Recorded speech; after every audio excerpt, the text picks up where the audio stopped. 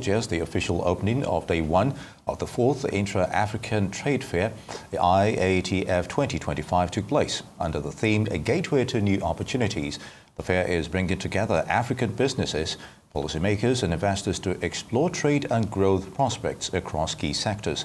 Organized by Flexim Bank in collaboration with the African Union Commission and the AFCFTA Secretariat, the occasion is billed as their premier platform to unlock opportunities for over 1.4 billion people across the continent.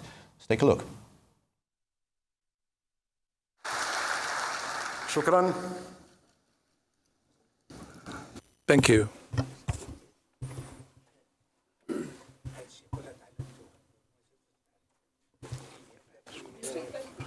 Excellencies, dear guests, the ITF, a leading platform in Africa to reinforce trade and investment and economic integrity. It reinforces cooperation and reinforces the objectives of the African Free Zone. I call upon His Excellency, Mr. Obasanjo, the former president of Nigeria, and the president, the chairman of the ITF.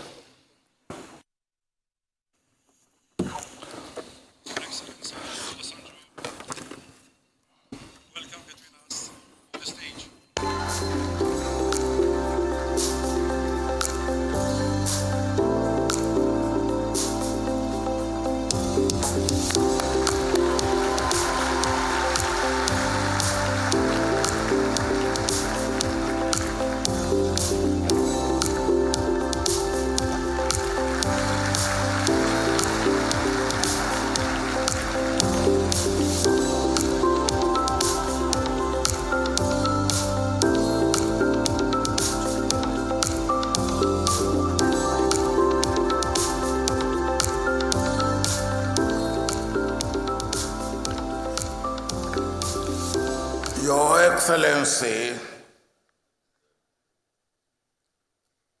the President of the People's Democratic Republic of Algeria, Minister of National Defense and Commander-in-Chief of the People's National Army,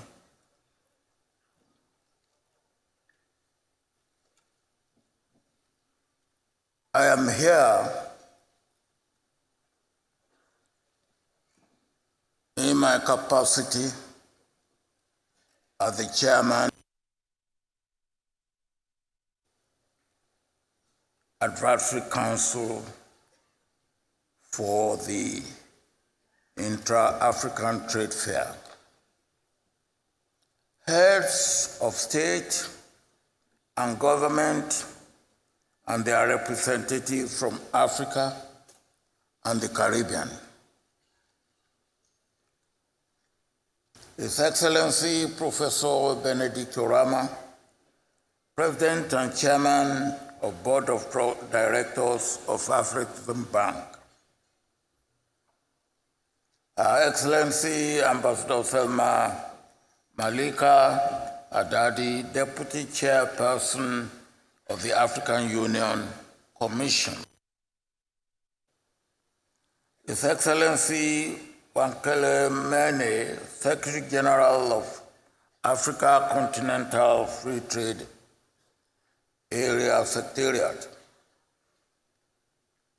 Executives from Flexim Bank, captains of the industry, our dear sponsors who make this event possible, Advisory Council members and my colleagues, partners, exhibitors, delegates, and visitors, members of the press, distinguished ladies and gentlemen. A very good morning to you all. and it is my joy and singular honor to welcome you to this premier trade and investment event in the calendar of Africa, the 4th edition of the Intra-African Trade Fair, IATF 2025, being hosted in this historic and beautiful city of Algiers from today, the 4th, to the 10th of September 2025. Permit me to express my profound gratitude to His Excellency, the President of the Republic, our People's Democratic Republic of Algeria, President Tebboune, together with his government, for graciously working hand in hand with African Bank, African Union Commission, and Africa Free Trade Africa Continental Free Trade Area Secretariat on successfully convening the 4th edition of the Intra-African Trade Fair. Mr. President,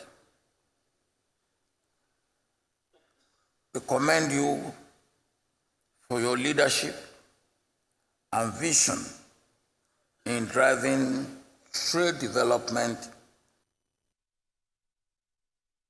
of the economy, such as energy, healthcare, industrialization, agribusiness, technology, and innovation. Your Excellencies, the Intra-African Trade Fair has emerged as the most important trade and investment gathering on the continent.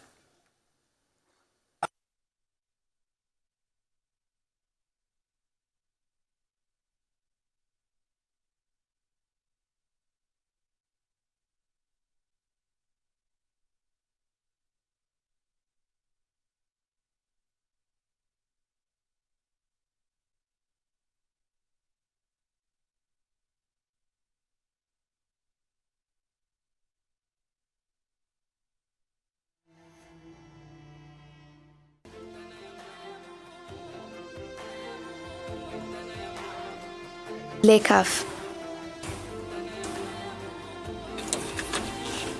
Au fil des éditions passées,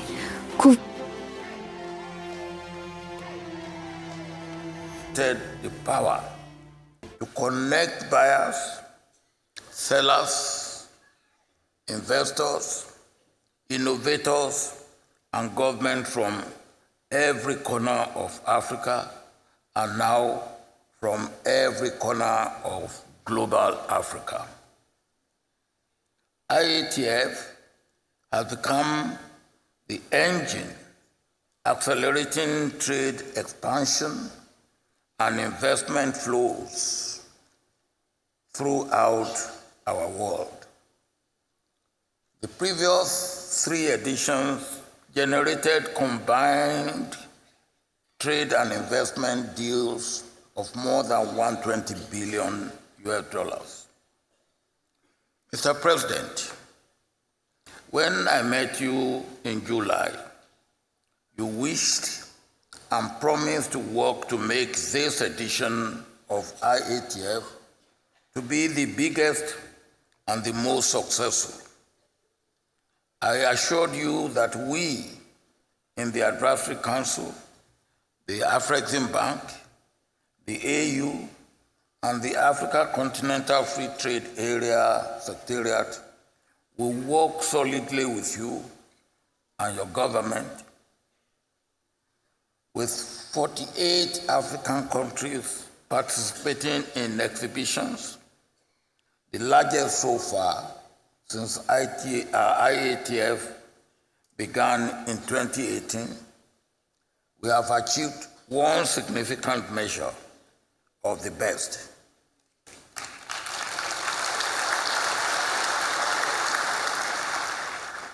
This is possible because we work together with you and your able and performing ministers, commissioners, and the entire team of Algerian workers. Your Excellencies, ladies and gentlemen, allow me to highlight some other measures of success stories that demonstrate the transformational nature of IATF generally and the fourth edition, and which the fourth edition will surpass. It was at the 2018 Trade Fair in Cairo that the largest intra-African EPC deal in Africa was concluded between Egyptian contractors and the government of Tanzania. The US $2.9 billion Julius Nyerere hydropower project is one of Africa's largest energy infrastructure undertaking and was executed solely by African companies through a joint venture between Elsewadi Electric and the Arab contractors. The project is designed to deliver 2,115 megawatts of clean power and generate more than 6,000 gigawatts, securing reliable electricity for over 60 million Tanzanians. We believe we can have deals that will surpass that at this fourth edition of IATF.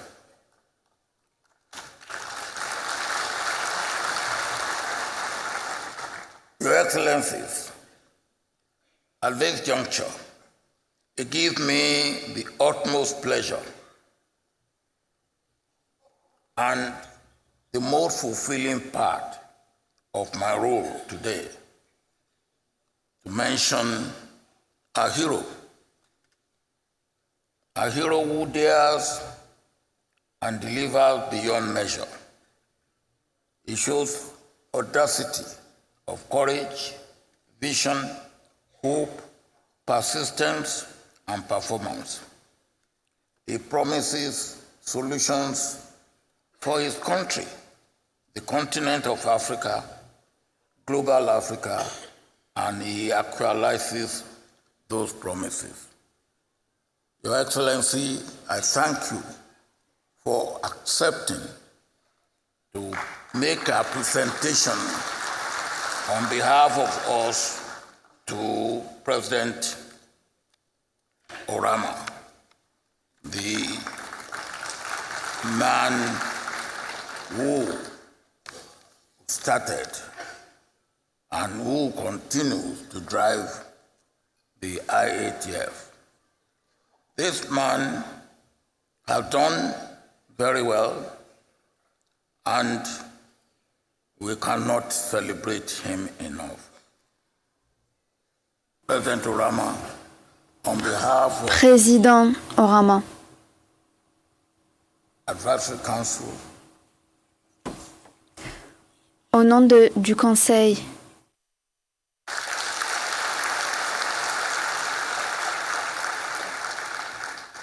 Your Excellencies, ladies and gentlemen, as I conclude my welcome remarks and as part of today's opening ceremony, we arrive at a very special moment.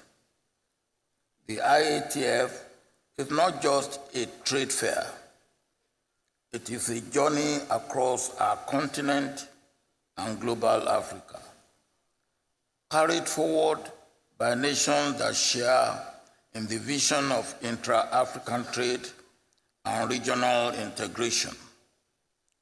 Since its inception, the IATF has rotated across our continent, leaving its unique legacy and improving with each host nation.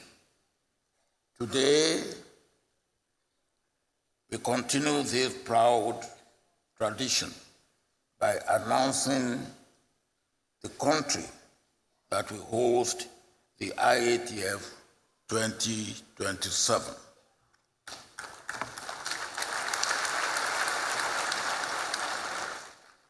Thanks, Excellency Obasanjo. We ask you please to stay with us on the stage in order to watch a small video.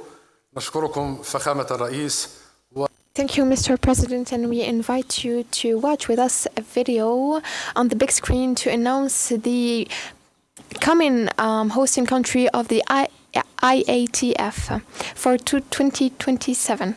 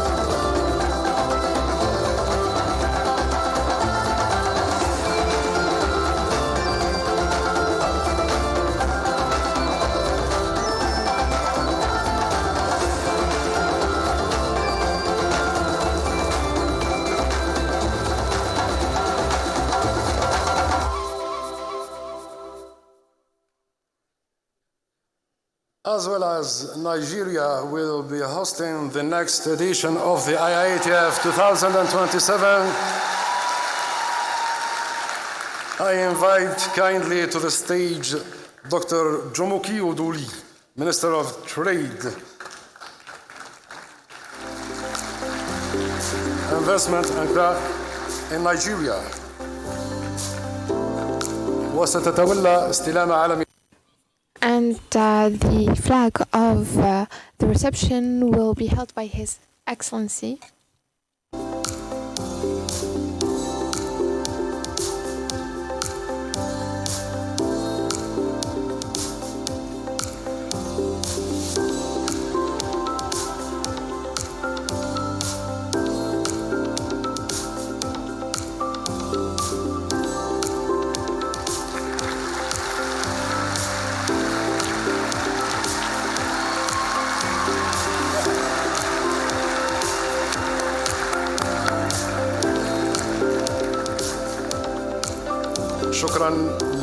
Thank you for Dr. Jomoki, the Minister of Industry in the Republic of Nigeria, for receiving the flag of reception. And I wish you all great enjoyment of this event. And I personally thank you, Mr. President, once again, and thank my colleagues in the Advisory Council, and particularly my able deputy, Mr. Jean-Louis Ekra, the organizers, the sponsors, the exhibitors, the visitors, and once again, the host country, People's Democratic Republic of Algeria. Thank you.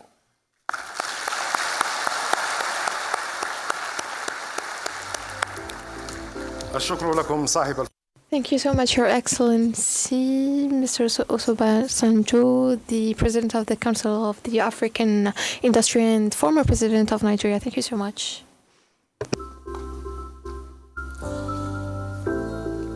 هو معرض It's the IATF in its fourth edition in Algiers.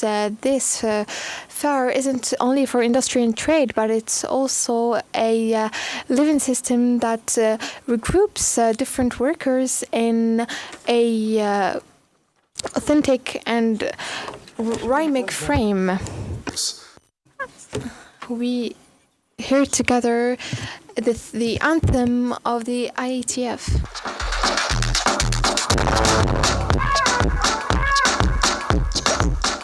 When you hear the sound, wherever you are, then know that Africa is talking business. Intra-African trade fair, intra-African trade fair. So come on and come on, we call on all Africa. Come let us build our dream for all. Together we grow stronger and united. Paint out the sky with the proud colors of your flag and say goodbye to the darkness of the past. We're stepping forward, we're rising up. Oh, Africa, our time is now.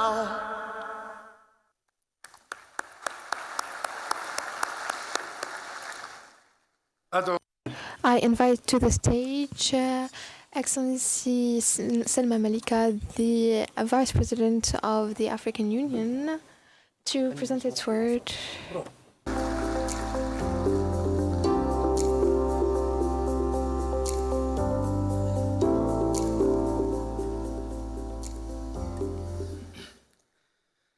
Bismillah. In the name of God, most gracious, most merciful, may his prayers be on his prophet. Mr. President Abdelmajid Tebboune, the President of the Algerian Popular Republic, Excellencies, Heads of States, Excellencies, Vice Presidents, Excellency Olusegun Obasanjo, the President of the IATF, Mr. Sifir Rib, the First Minister, Acting First Minister, Mr. Said Chengriha, the Minister of Defense, Chief of Staff of the Army. Excellency Ministers participating and organizers of this event, especially Mr. Ahmed Attaf, Minister of State, Minister of Foreign Affairs and National Community Abroad, Mr. Kamel Razik, the Minister of Foreign Industry, Mr. Tayyip Zitouni, the Minister of Internal Trade, Excellency Dr. Benedict Orama, President of the Afri-X Interbank, Mr. Wamkilo Mini, the General Secretary of the Free Trade Area of Africa, Excellency Minister Arbil Trush, the Commissioner of the 4th edition of the IATF, Excellencies, ambassadors and members of the ambassador body, ladies and gentlemen all over from Africa and the world, entire world, representatives of the media, ladies and gentlemen, each with its name and position. It's my honor in the name of the Commission of the African Union to show my gratefulness to His Excellency the President Abdelmajid Tebboune and the Algerian population for this reception that we have witnessed since we've been in this country, that we all find very precious.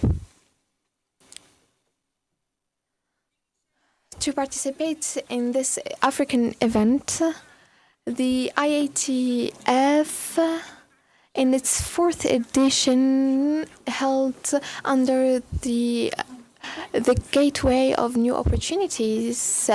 This event in Algiers, the tour of Africa, is a sign that Algeria, that is welcoming, is always holding the African Union and very excited to its horizons and creating a strong space for cooperation between its countries and populations. Algeria, that has always been a bridge between the peoples of this continent and strengthening its union. This shows the importance of Algeria in the African Union, especially in trade and economy. And I am glad to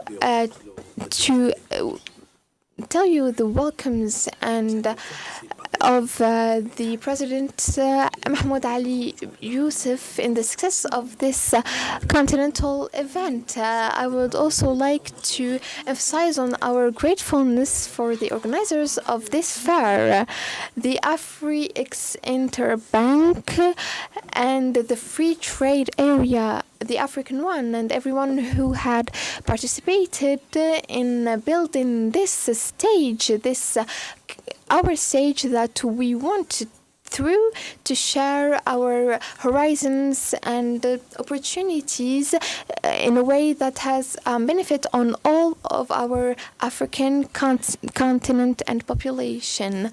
I'd like to now share with you the text of the President of the African Commission in English. Excellencies, distinguished guests. Since its inception in 2018, the Intra-African Trade Fair has emerged as Africa's premier trade investment marketplace. The numbers are witness to this success.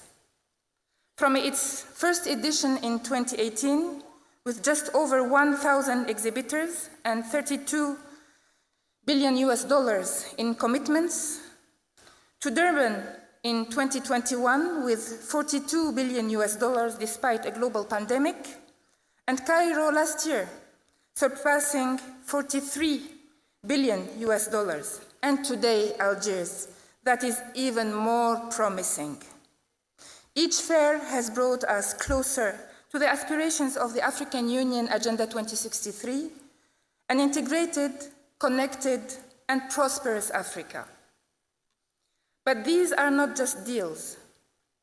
They are the very fiber of an integrated and prosperous continent, woven together by inclusive growth, sustainable development, and our shared aspirations for stability. This fourth Intra-African Trade Fair, convened in Algiers under the theme Boosting Intra-African Trade for a Sustainable Future, Innovation, Value addition, and green industrialization, is therefore both timely and strategic. It speaks to the actions Africa must take now to innovate, to add value, and to industrialize so that we no longer remain exporters of unprocessed raw materials, but become architects of the very industries that will power Africa's prosperity. In the shifting global geopolitical and geoeconomic context, this should no longer be a distant aspiration, but an urgent imperative, and it is becoming a reality. The African Union, through the AFCFTA, and in close cooperation with African institutions, notably and particularly the Afreximbank, under the able leadership of its president, Professor Benedict Orama, continues to drive this agenda. This is why the African Union Commission, as a co-convener of this edition, intends to leverage this important and strategic platform to advance the African Continental Free Trade Area, the AU's Agenda 2063, as well as its very successful partnerships with Pan-African institutions, as I said, Afreximbank, to promote trade, investment, value creation, and industrialization across the continent. Through its activities, the African Union Commission will champion flagship initiatives such as the Youth Startup Pavilion and the African Women in Processing Pavilion, while also spearheading high-level policy dialogues on trade and industrial development. In addition, the African Union will showcase Agenda 2063 flagship projects and highlight opportunities in digital trade, green industrialization, and inclusive growth. As part of these efforts, the African Union Commission will co-deliver the Youth Startup Program in collaboration with the Algerian Ministry of Startups.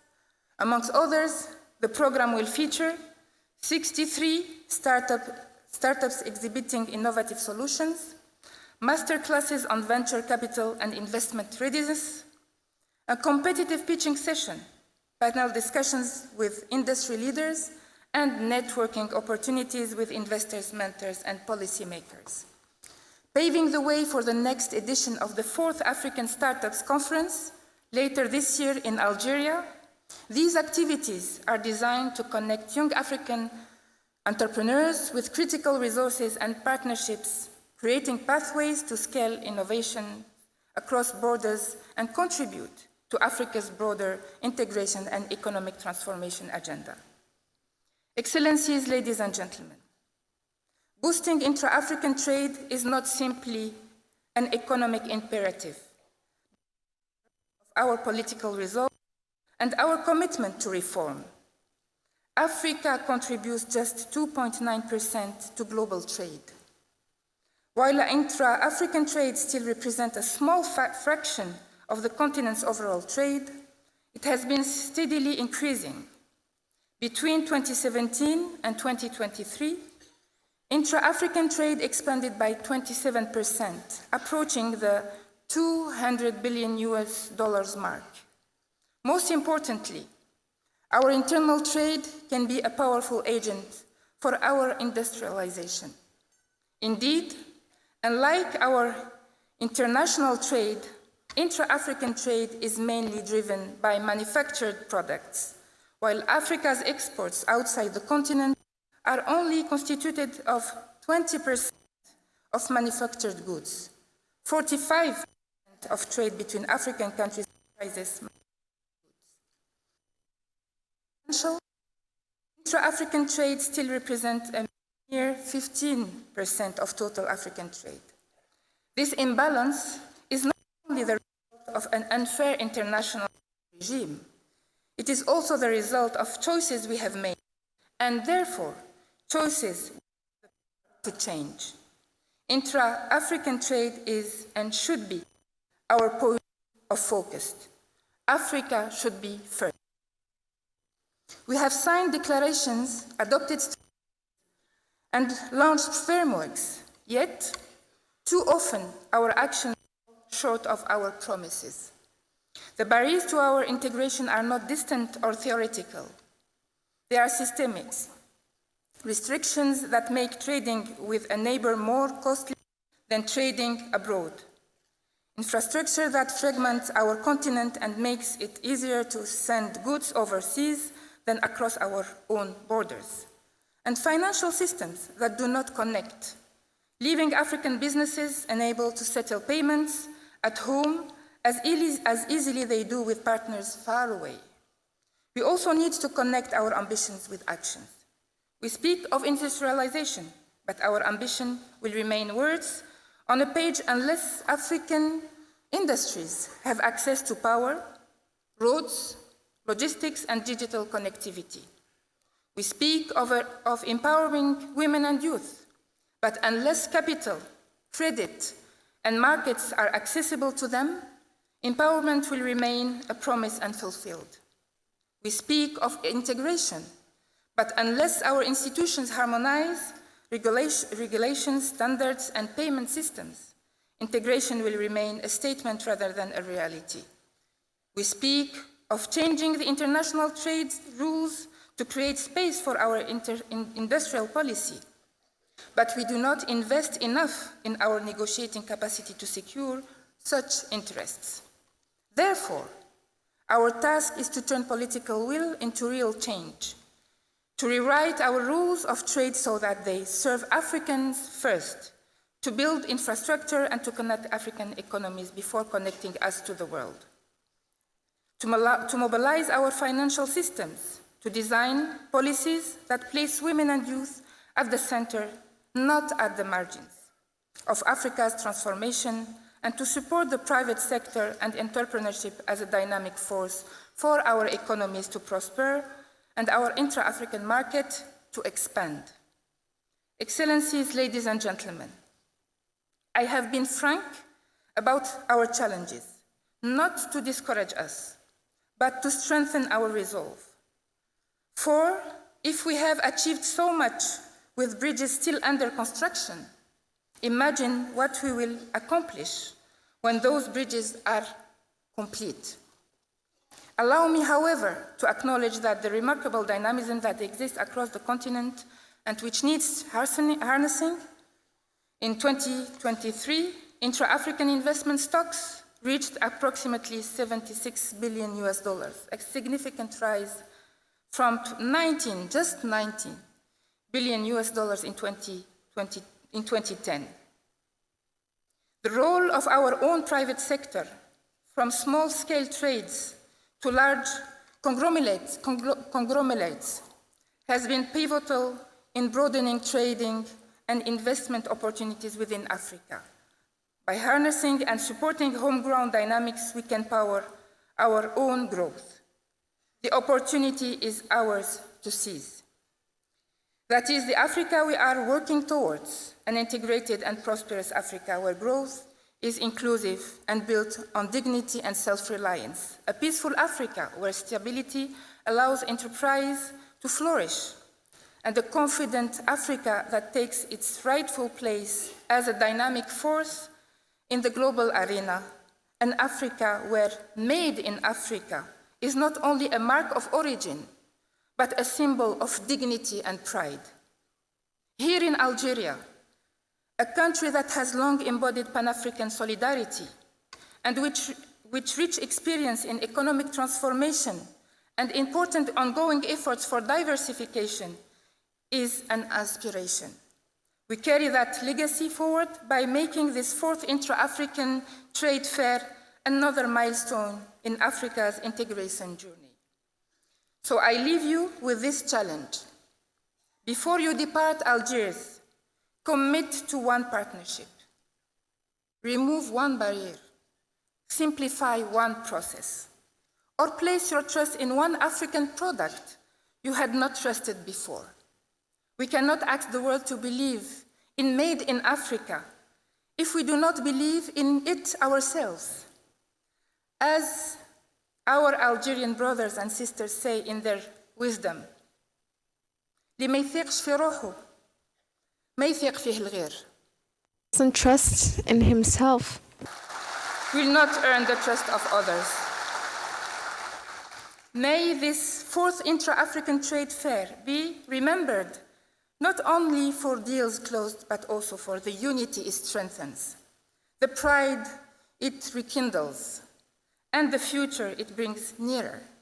Let me end my remarks by congratulating Algeria and its leadership for the remarkable organization of IATF 2025 and for the magnificent hospitality. Equally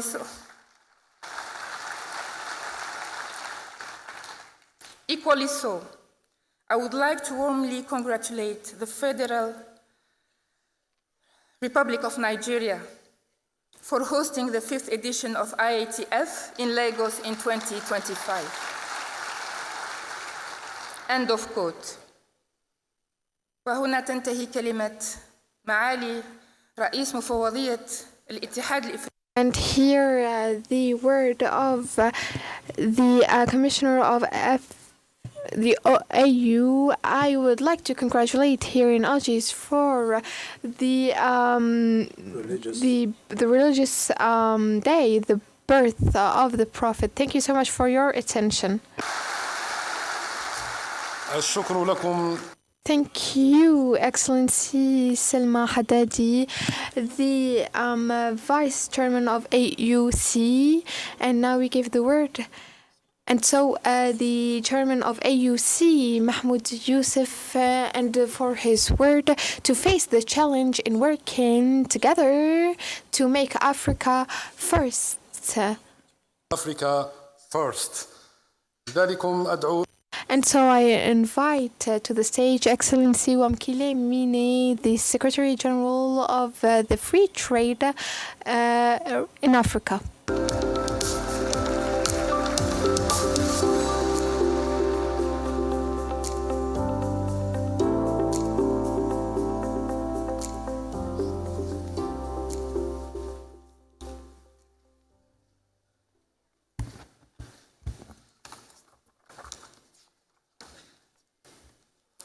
Your Excellency, President Tebboune, President of the People's Democratic Republic of Algeria, and our gracious host, Your Excellencies, our heads of states that are here, Your Excellencies, Deputy Heads of States, Vice Presidents, Your Excellency, President Obasanjo, the Chairman of the Intra-Africa Trade Fair Advisory Council, representatives of heads of states, Your Excellency, Deputy Chairperson of the African Union Commission, Ambassador Haddadi, ably representing the Chairperson of the African Union Commission, Your Excellency, President Benedict Orama, President and Chairman of the Board of Afreximbank, Honorable Ministers, the senior leadership of Afreximbank, leaders of the private sector, ladies and gentlemen. I wish to start by expressing, as a co-convener of the Intra-Africa Trade Fair, our deep appreciation to Algeria for hosting us for this edition of the Intra-Africa Trade Fair. It is indeed befitting that Algeria is a country that has a long history of Pan-Africanism, a country that has always been on the vanguard of anti-colonial struggle. It is befitting that we are here today to express our desire for the economic sovereignty of our continent. We therefore appreciate the opportunity to be here. The Intra-Africa Trade Fair is the AFCFTA marketplace, where business, investors, governments, and innovators convene to transform policy into action. Since its inception, the IATF has enabled our businesses, our economic operators to expand market access, to showcase African products and services, and to attract much-needed investment. Above all, it has become the marketplace where partnerships are built, deals are executed, and regional value chains are further strengthened. The results, of course, speak for themselves since the first edition. In Cairo 2023, the third edition of the IATF attracted nearly 28,000 participants and almost 2,000 exhibitors, generating trade and investment deals worth over $43 billion. Here in Algiers, we commit to surpass that figure, not because we're in competition with one another, but because as Africans, we strive for perfection.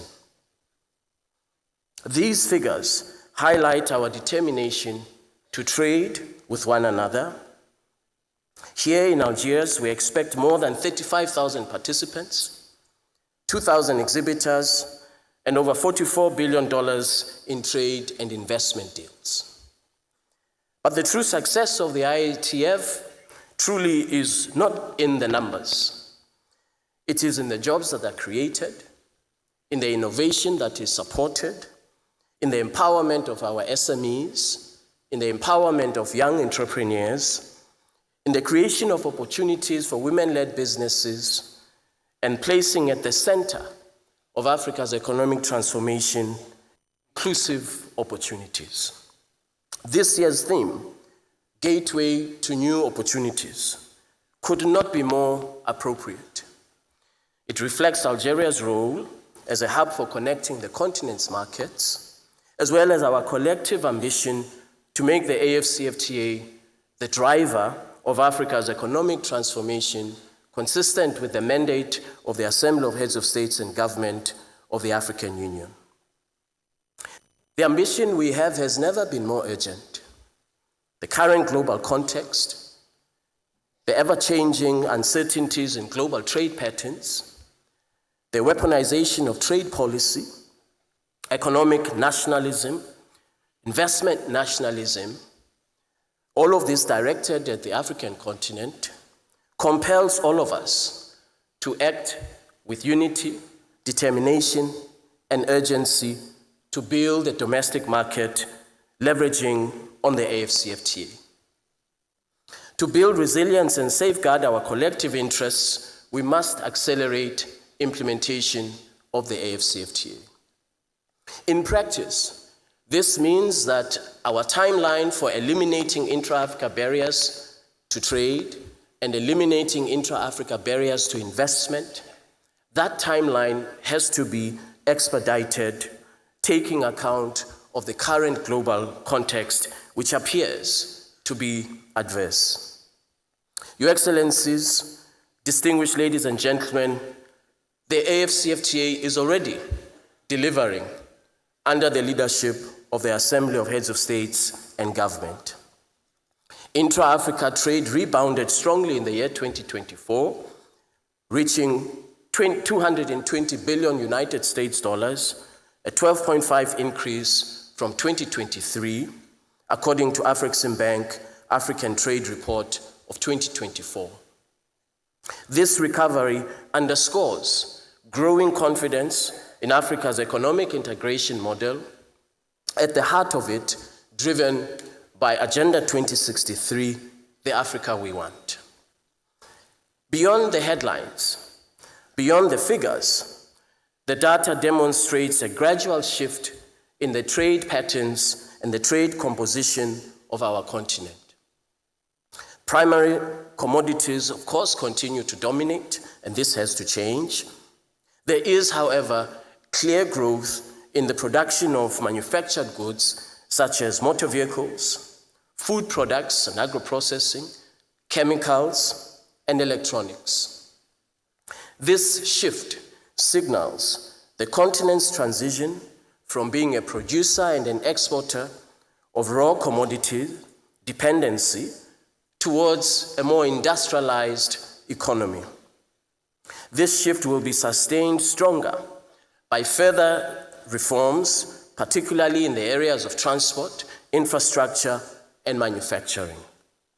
Indeed, through the adoption of the protocols of the African Continental Free Trade Area, the most recent, which was adopted by our heads of states, is a protocol on digital trade, as well as operating instruments of the AFCFTA, such as rules of origin, the e-certificate of origin, the Pan-African payment and settlement system that has ably been led by Afreximbank with our support, the private sector engagement strategy, the AFCFTA adjustment fund, and soon the transit guarantee scheme are all instruments that position our continent to reach the objective of our founding mothers and fathers of a single integrated market in Africa.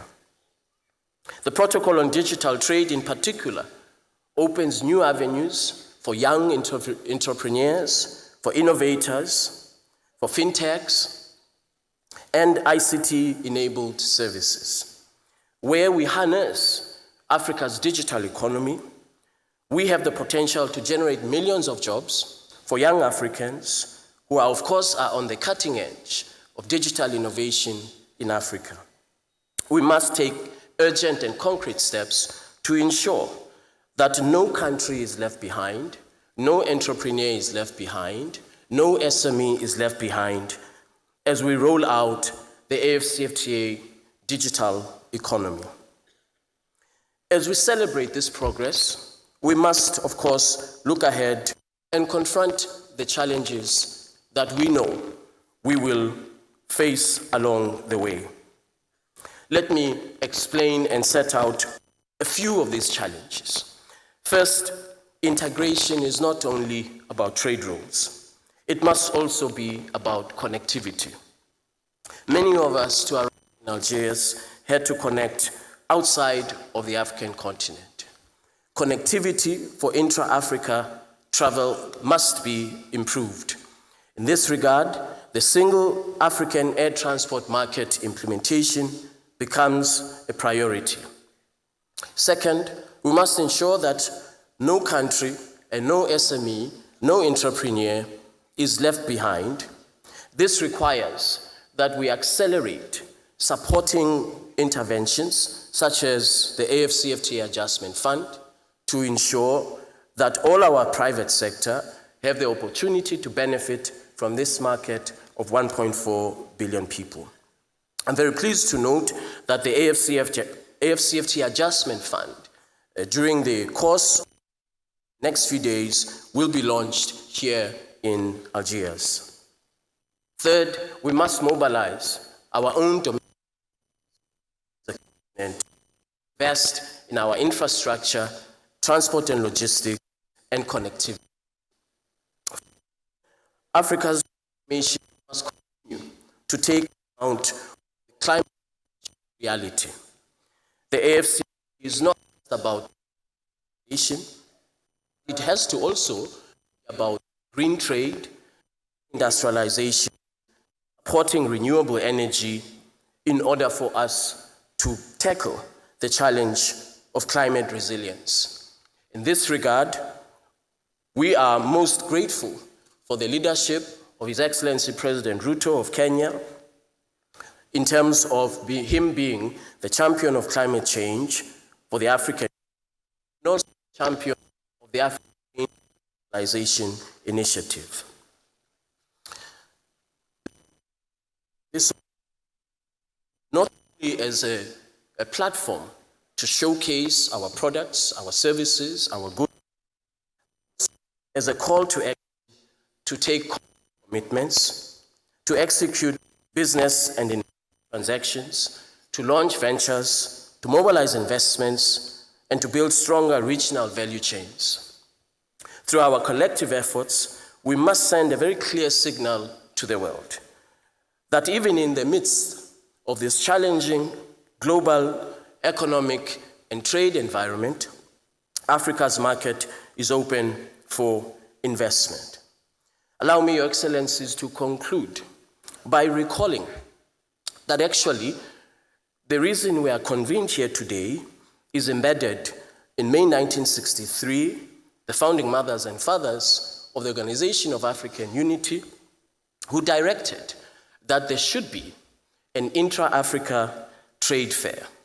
However, this reality, this vision has always evaded us until 2018, when we convened the very first IATF. And so in this regard, I want to join President Obasanjo in expressing our gratitude to President Orama for having the fortitude to execute the vision that was expressed in May 1963 of convening an intra-Africa trade fair.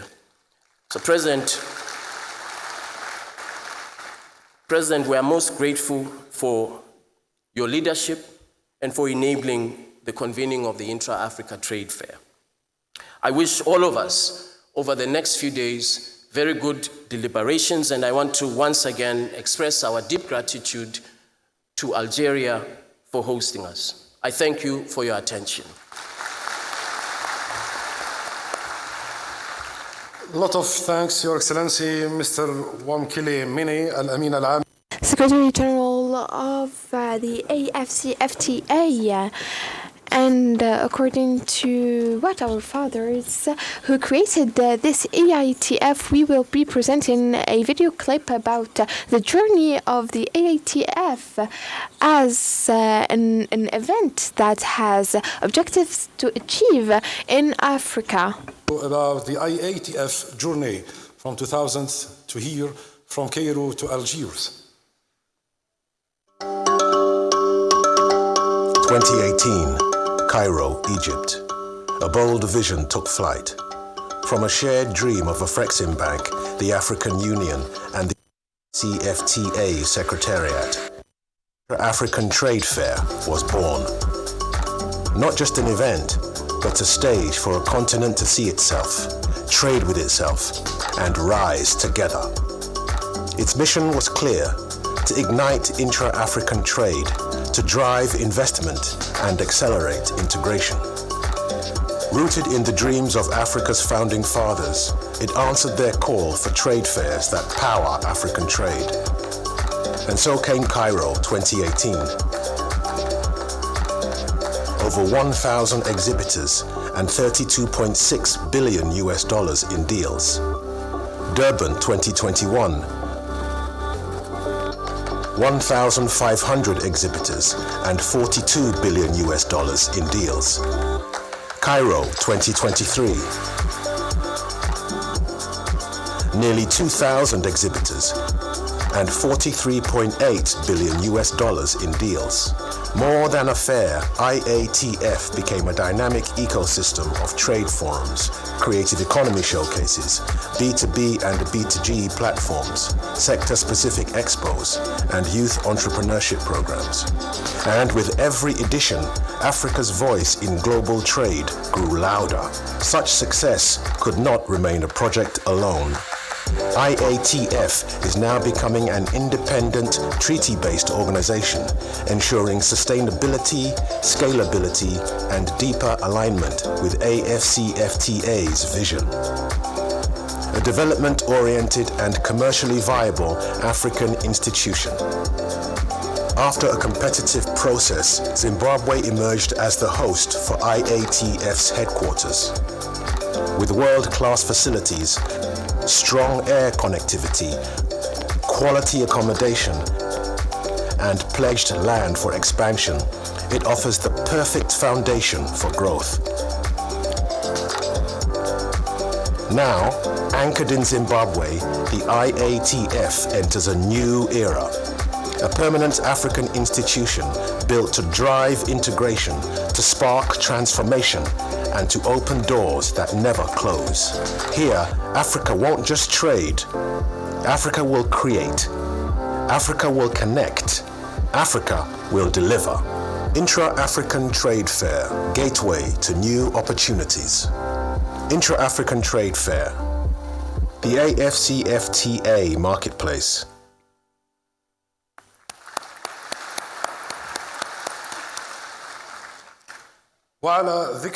And mentioning the Afreximbank as an institution that is always in the AETF, we have a project, a historic one in Tanzania, one of the greatest projects, infrastructural projects that the Afreximbank supports. So we will see this through a video. History made. The biggest ever deal conceived at the Intra-African Trade Fair. The Julius Nyerere hydropower project, the Rufiji Dam, began as a bold idea to overcome Tanzania's power shortages and seasonal flooding. Yet it faced resistance. Global financiers, insurers, contractors turned away. Many doubted it could be done. But at IATF 2018 in Cairo, the narrative changed. The Intra-African Trade Fair demonstrated its full power and purpose as the biggest deal in its history was conceived and consummated. By coordinating partners and arranging over $700 million in guarantees, Afreximbank unlocked the crucial financing that made construction possible. Completed in 2025, the Rufiji Dam is the largest ever intra-African EPC project to be exclusively executed by African institutions, delivering 2,115 megawatts of clean power, over 6,000 gigawatt hours annually to over 60 million people. It brings energy security, industrial potential, safety from devastating floods. The Rufiji Dam is proof of what our continent can achieve for itself. A milestone for Tanzania, a triumph for Africa. This is history made at IATF, the Intra-African Trade Fair.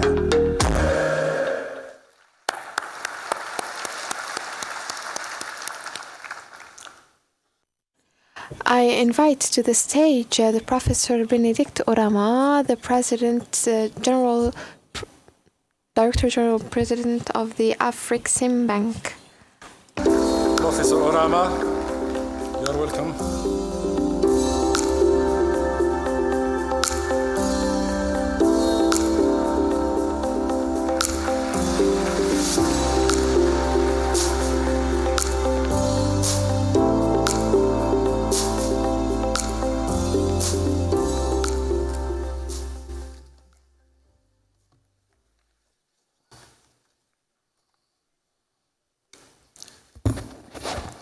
His Excellency Abdelmajid Tebboune, President of the People's Democratic Republic of Algeria, Your Excellencies, African and Caribbean heads of state and heads of government, Your Excellencies, representatives of heads of state and governments, Your Excellencies, former heads of state,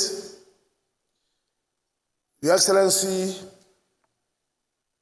President Olusegun Obasanjo, the chairperson of the Inter-African Trade Fair Advisory Council and former president of Nigeria, Your Excellency Mahmoud Ali Yusuf, chairperson of the African Union Commission, ably represented today by Her Excellency Ambassador Selma Malika Haddadi, deputy chairperson of the African Union Commission,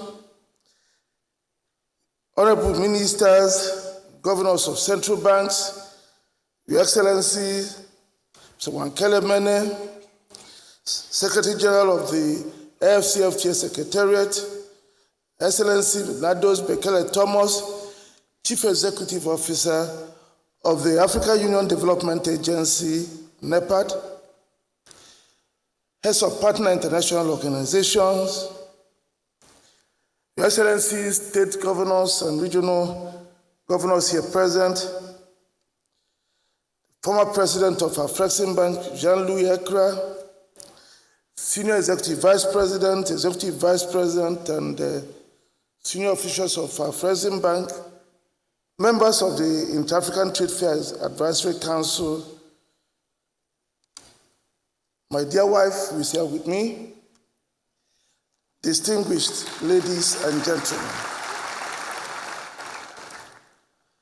As we gather in this beautiful city of Algiers to mark yet another significant milestone in our journey towards attaining Africa's economic emancipation through intra-regional trade and investment, we must remember the trials and tribulations that gave us political freedom and paved the way for the new journey we have now embarked on. Algeria, and indeed Algiers, was one of the epicenters of the struggle that helped shape Africa as a free and independent continent.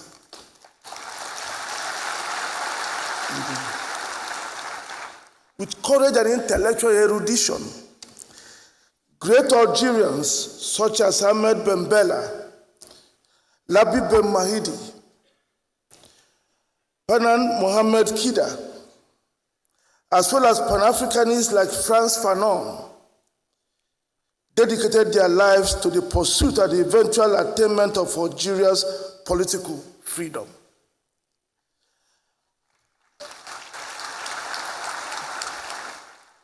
And today, under the leadership of His Excellency Abdelmajid Tebboune, President of the People's Democratic Republic of Algeria, the country is experiencing an unprecedented economic transformation, the benefits of which are now extending to different parts of Africa, setting the stage for Algeria becoming the proud and worthy host of the 4th Intra-African Trade Fair.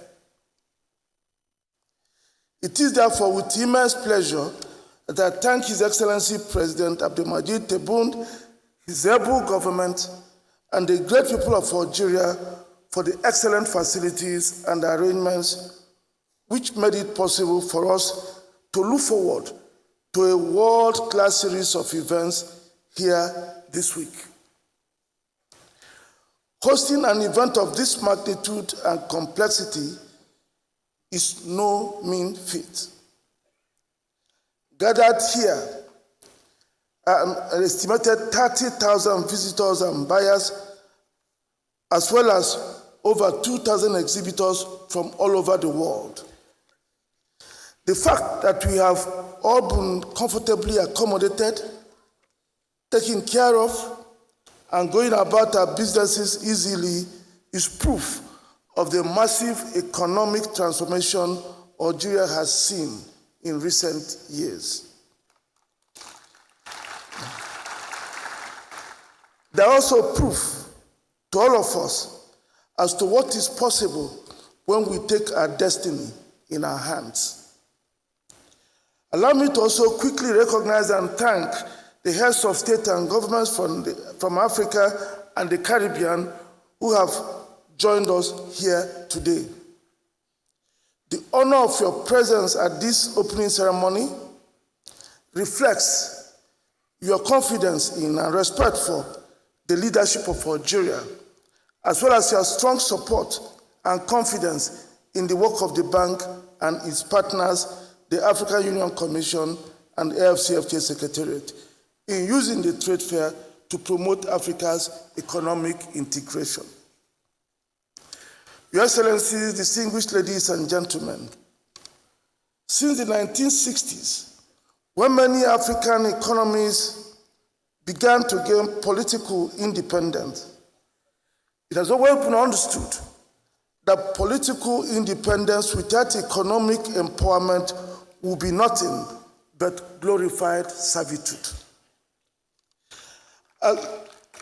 As we can see from the enthusiasm and the expectations of the thousands of African youth, as well as the business and government representatives gathered here in Algiers to attend this trade fair, the long-anticipated struggle to free Africans all over the world from decades of servitude is now moving from lip service to action. But just like political independence, economic empowerment can only be earned and not granted on a platter of gold. To transform from what Frantz Fanon referred to as the wretched of the earth to owners and controllers of capital will require a courageous, disruptive move.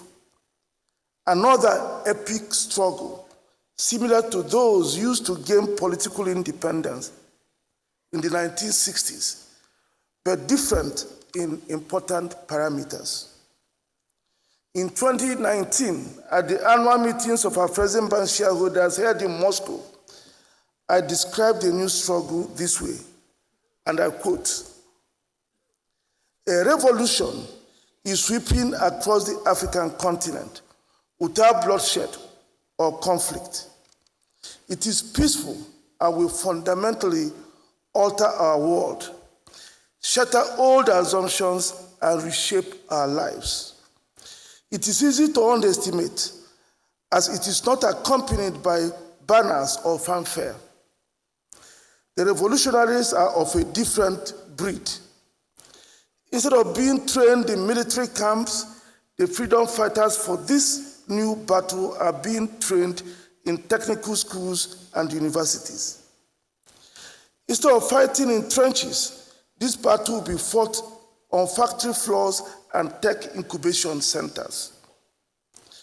Instead of guns, the battle will be fought with ideas, hard work, and investments.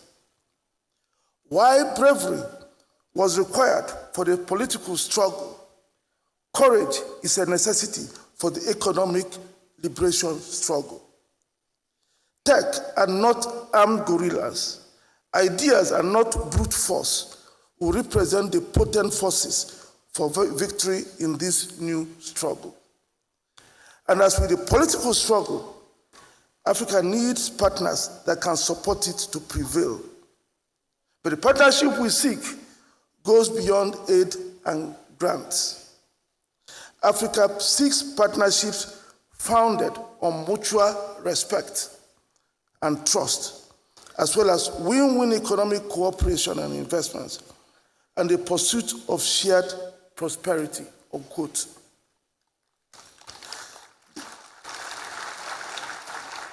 The Intra-African Trade Fair, through its 4 editions since 2018, has proven to be a solid platform for launching winning ideas and initiatives, forging continental and global partnerships, unlocking critical funding, and visualizing unprecedented market opportunities. It's also proven itself to be a formidable platform for the new struggle for economic independence of all Africans, regardless of color, creed, location, gender, or status. The participation of Afreximbank, other African multilateral financial institutions, commercial banks, insurance companies, and other financial institutions remind our people with solid bankable that they too can dream big and expect the dreams to come true and not end in a pipe. It was not that Africa did not have kids as capable as, or even better than, many global giants, such as Bill Gates, Zuckerberg, and Steve Jobs. What we did not have was a capital and cohesive market to give them the audacity to dream. Gradually and surely, that is changing. We are reaching a stage where African kids can also dream, and some green shoots are beginning to emerge, as evident in the few unicorns Africa has bettered in recent years. That is why we are pleased that today, IATF has become the rallying point where the kids from the Kabylie region in the deserts of Algeria, Abu Simbel in the southern tips of Egypt, Kiwa Island in Tanzania, Ngongom in Senegal, and Tabankulu in South Africa, my own small town, Nokwa in Nigeria, and many others in between can expect to bring their ideas, creativity, innovation, and expect not only to be listened to with respect, but actually supported. We believe that we have built a platform and supporting ecosystem where young Africans who may change the way the world lives, reads, interrelates, does business, and manages. The proof is in what we have seen emerge from the platform since 2018. Permit me, Your Excellencies, to cite some examples. When the government of Tanzania decided to develop the Rufiji Dam project to bridge its 6,000 megawatt electricity needs, curb seasonal flooding, and support farmers, international financiers, insurers, and even contractors shunned the project. It was at the IATF in 2018 that Tanzania signed the construction contract with 2 Egyptian contractors, Arab contractors, and SWD Electric to implement a $2.9 billion project. Afreximbank arranged the guarantees and funding, leading a consortium that included the Egyptian and Tanzanian banks. And today, Tanzania can boast of self-sufficiency and even think of exporting power, dream of establishing heavy industries, worry less about loss of lives in Stigler's Gorge due to flooding, etc. The project is today the largest intra-African EPC project financed solely by African financial institutions. Another example, after gaining access to the Intra-African Trade Fair through the Elumelu Foundation, Ndubisi Arinze Eze, Chief Executive Officer of Area Industries Limited, a young Nigerian innovator, was discovered by Singaporean investors at IATF 2018. And today, he designs and produces drones in Singapore, which are revolutionizing farming globally, with sales into Southeast Asia, the Middle East, Africa, and South America.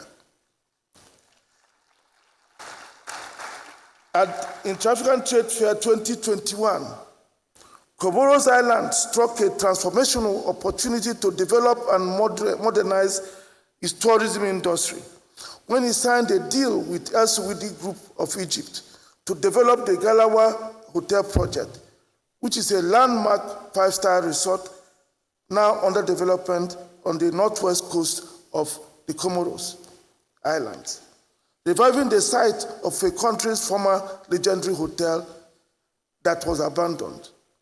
Afreximbank arranged the financing for the implementation of that project. At the 2023 IATF, Afreximbank signed a $450 million global credit facility with our RISE integrated industrial platform, a leading developer and operator of industrial parks and special economic zones. The facility, which was disbursed in 2024, is financing the development and the expansion of industrial parks in Malawi, Nigeria, Cote d'Ivoire, Democratic Republic of Congo, Sierra Leone, and Chad, while also providing working capital from commodity purchases and trade, creating jobs and bringing more foreign exchange revenues to these countries.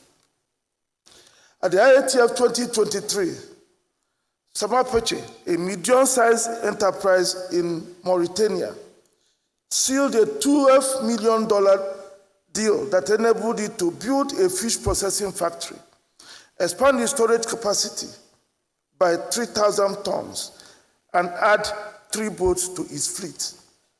As a result, the company increased its export business to African and non-African countries by over 65%. Your Excellencies, distinguished ladies and gentlemen, all these good and encouraging things did not happen by chance. The journey we began in 2017 when we started planning for the inaugural trade fair, which was held in November 2018, was a strategic move drawn from our Afreximbank Intra-African Trade Strategy, launched in 2016.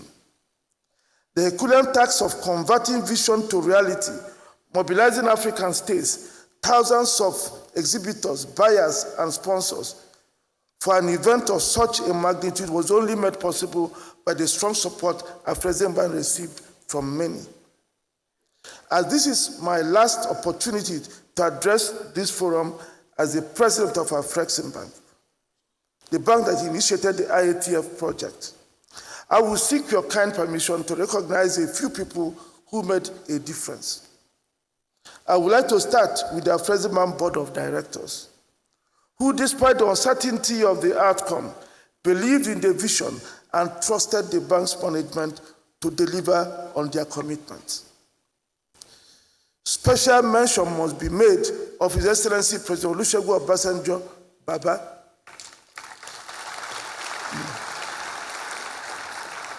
who without hesitation agreed to chair the IATF Advisory Council, and in that role, through his enormous political weight and capital behind it, he absorbed the political spears and arrows for us, and even threw some expertly on behalf of the bank and organizing partners.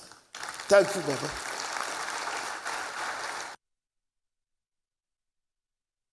including the able Vice Chairman and second President of our President Bank, Mr. Jean-Louis Ekra, provided unparalleled leadership and breadth of institutional insights and support that made the project a collective endeavor. Special thanks to all the members of the IATF Advisory Council, the list of whom I believe are already on the screen there.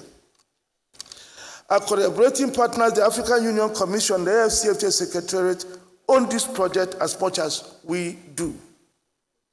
The platforms they provided gave the initiative the continental legitimacy required for its success.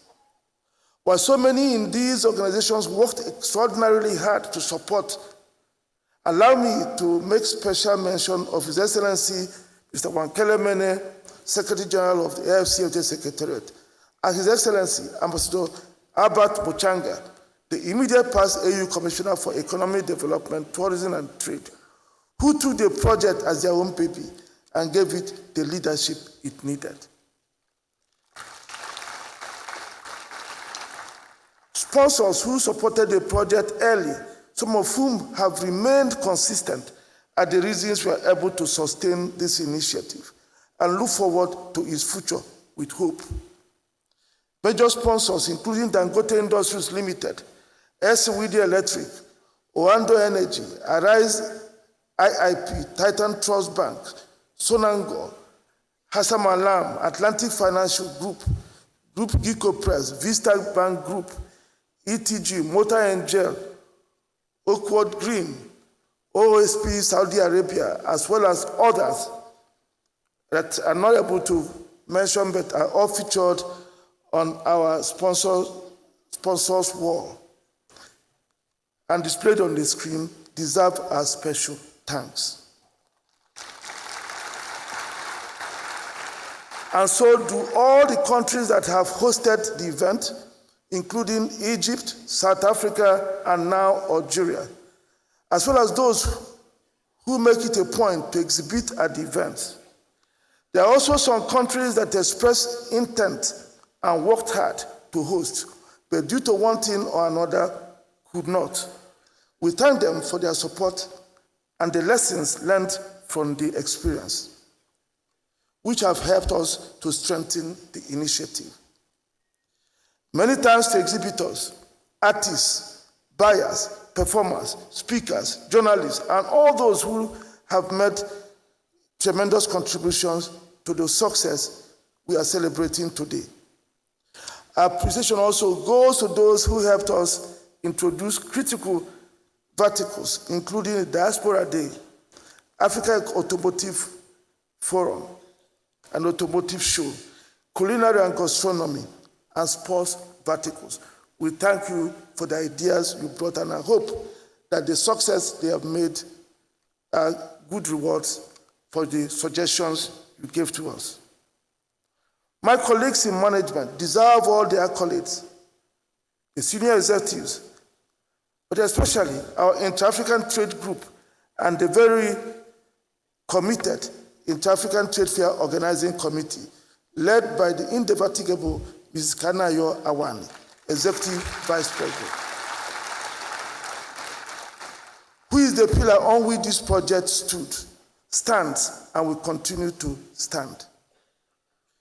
Without her tenacity, hard work, and belief in the change Africa deserves, the vision would have ended up a mere dream. I cannot thank the group enough. I would also like to thank our service providers, read exhibitors, brand communications, Red Flag, and others for putting up fantastic shows, event after event.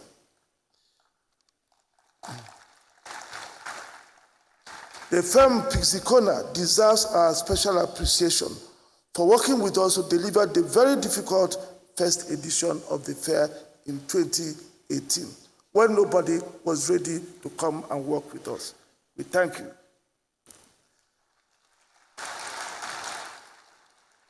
As I exit this stage, I'm convinced that you have built a solid platform that can stand the test of time.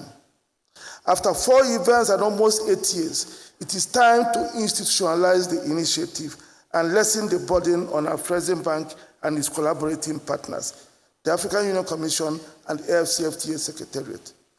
That is why I'm very pleased that the Advisory Council has approved that Harare, Zimbabwe be the new headquarters of the independent IATF entity. I thank all the countries that bid to host for their effort and also the spirit of sportsmanship that was exhibited throughout the entire process. I congratulate the government of Zimbabwe for putting up a strong bid and hope that they will work assiduously with the Advisory Council to quickly open the IATF as an independent, sustainable organization in Harare. It's also encouraging that the Board of Directors of our President Bank has approved an initial capitalization of $28 million for the institution and approved that our President Bank can put up that money. We thank them.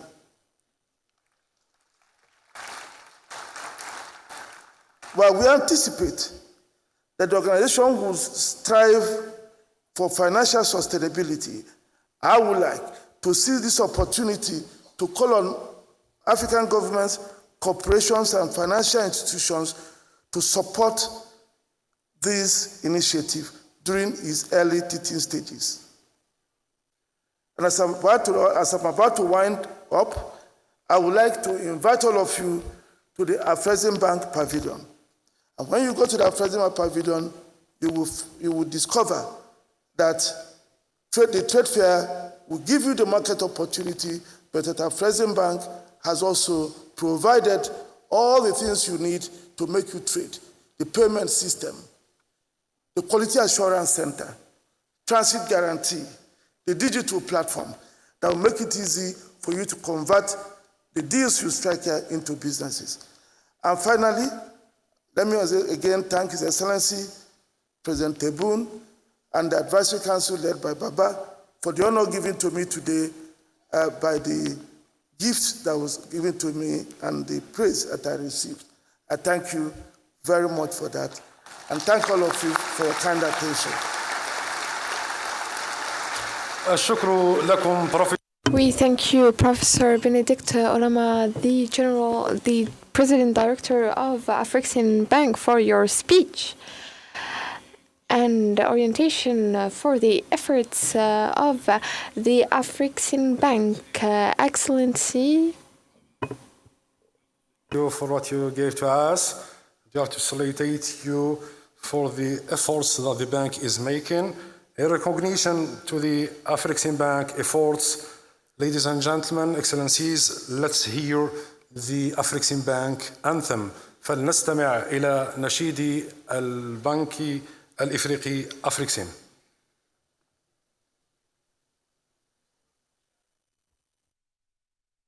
From within the shores of the motherland and far beyond, with dignity we rise and we build a bridge for all.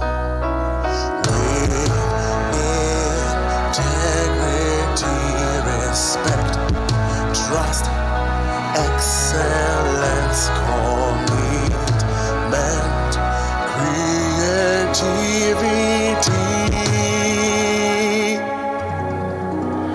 We will build for Africa's prosperity. We will build for the now and posterity. As we're standing together, we prepare to forever. We are transforming Africa's trade. Oh, we are Afrexim Bank. We will build for Africa's prosperity. We will build for the now and posterity. As we're standing together, we prepare to forever. We are transforming Africa's trade.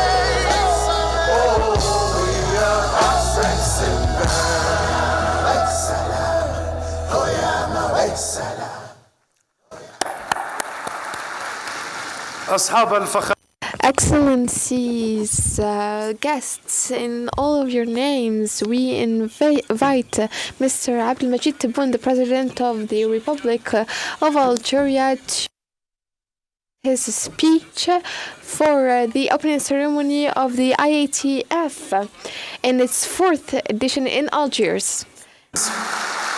Ladies and gentlemen, distinguished guests, let's invite His Excellency Mr. Abdelmajid Tebboune, the Algerian President, to take part with his speech.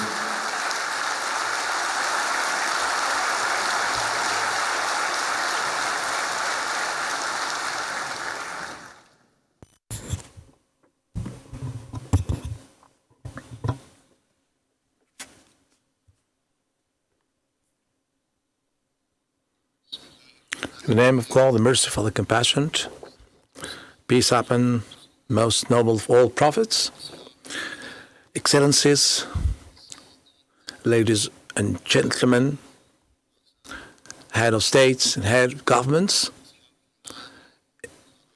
the Excellencies, the ministers, ladies and gentlemen, representative of the regional international organizations, and dear guests and dear members of the media family, I'm delighted and it's an honor for me to bid welcome for all of you in Algiers, Algeria, on the occasion of the 4th edition inauguration of the IATF that Algeria is hosting with great honor and great dignity and pride.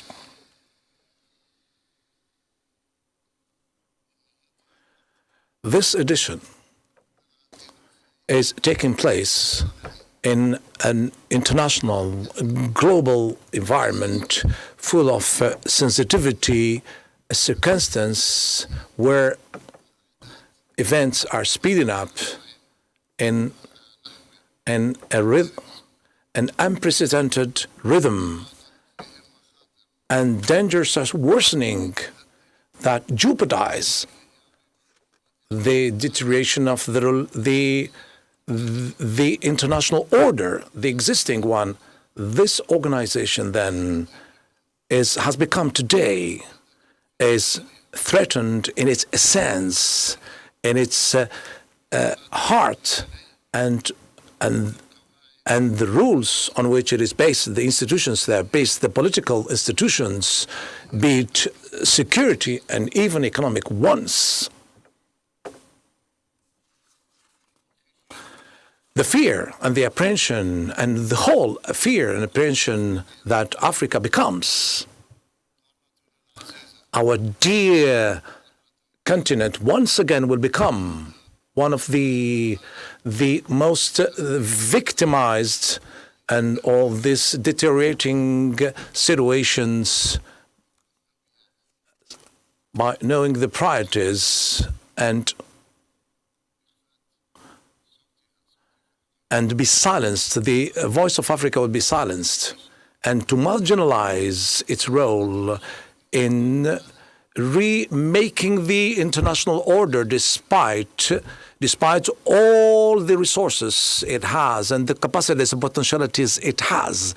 And starting from that, from this vision, our today's meeting then is not just an economic event, but the crystallizing the general awareness that pushes us to build an integrated continent with full willingness is an active and dynamic and international and regional environment.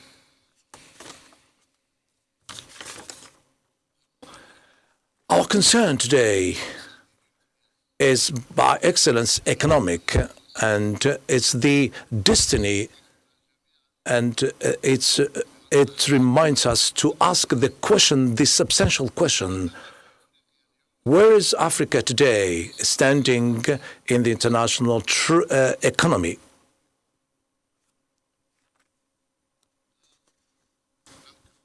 And we cannot ignore the fact that we made great feats and acquisitions during the last 2 decades, and among which activating the African Free Trade Zone and the accession and the joining of the African Union to G20 and having partnership ties with the major countries and the international institutions, but the path is still long to adjust, to correct the historic faults that are made, and to get the status that it deserves in the economic scene. I'd like to review some data that I consider, honestly speaking, and that it is of paramount clarity and precision and significance at the same time. The first point in data is that Africa is still absent in the global decision-making, as it is marginalized in most the economic and trade institutions and financial international institutions.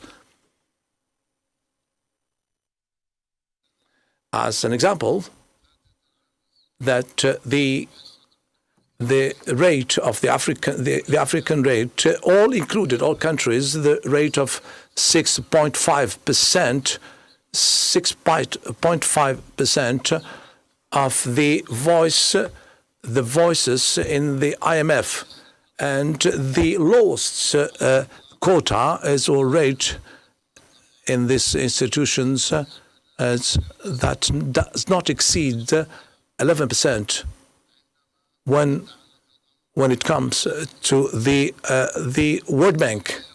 Now, concerning the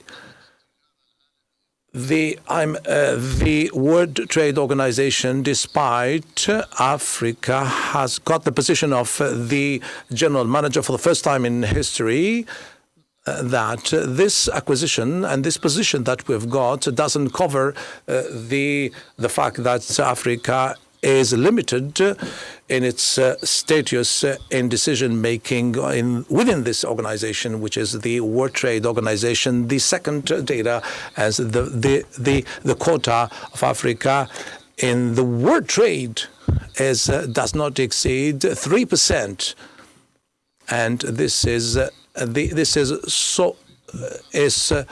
it's nothing compared to the resources that constitutes 30% of the world trade, the world natural resources.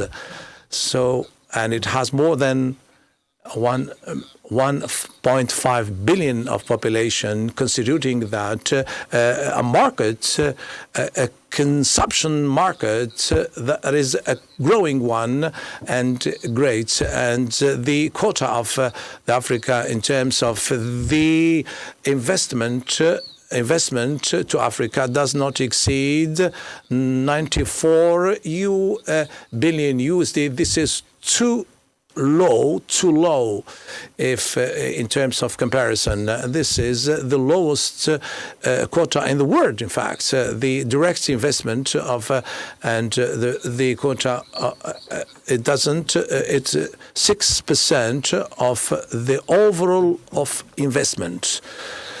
The third data, it is the intra-African trade is still represents only 15%. That is to say, the exchange between the African countries compared to the intra-African, it reaches in Europe 60%. So in Africa, it does not exceed more than 15%, 1.5. Undoubtedly, then this situation cannot deprive our economy of possibilities of growing and providing millions of jobs for the youth.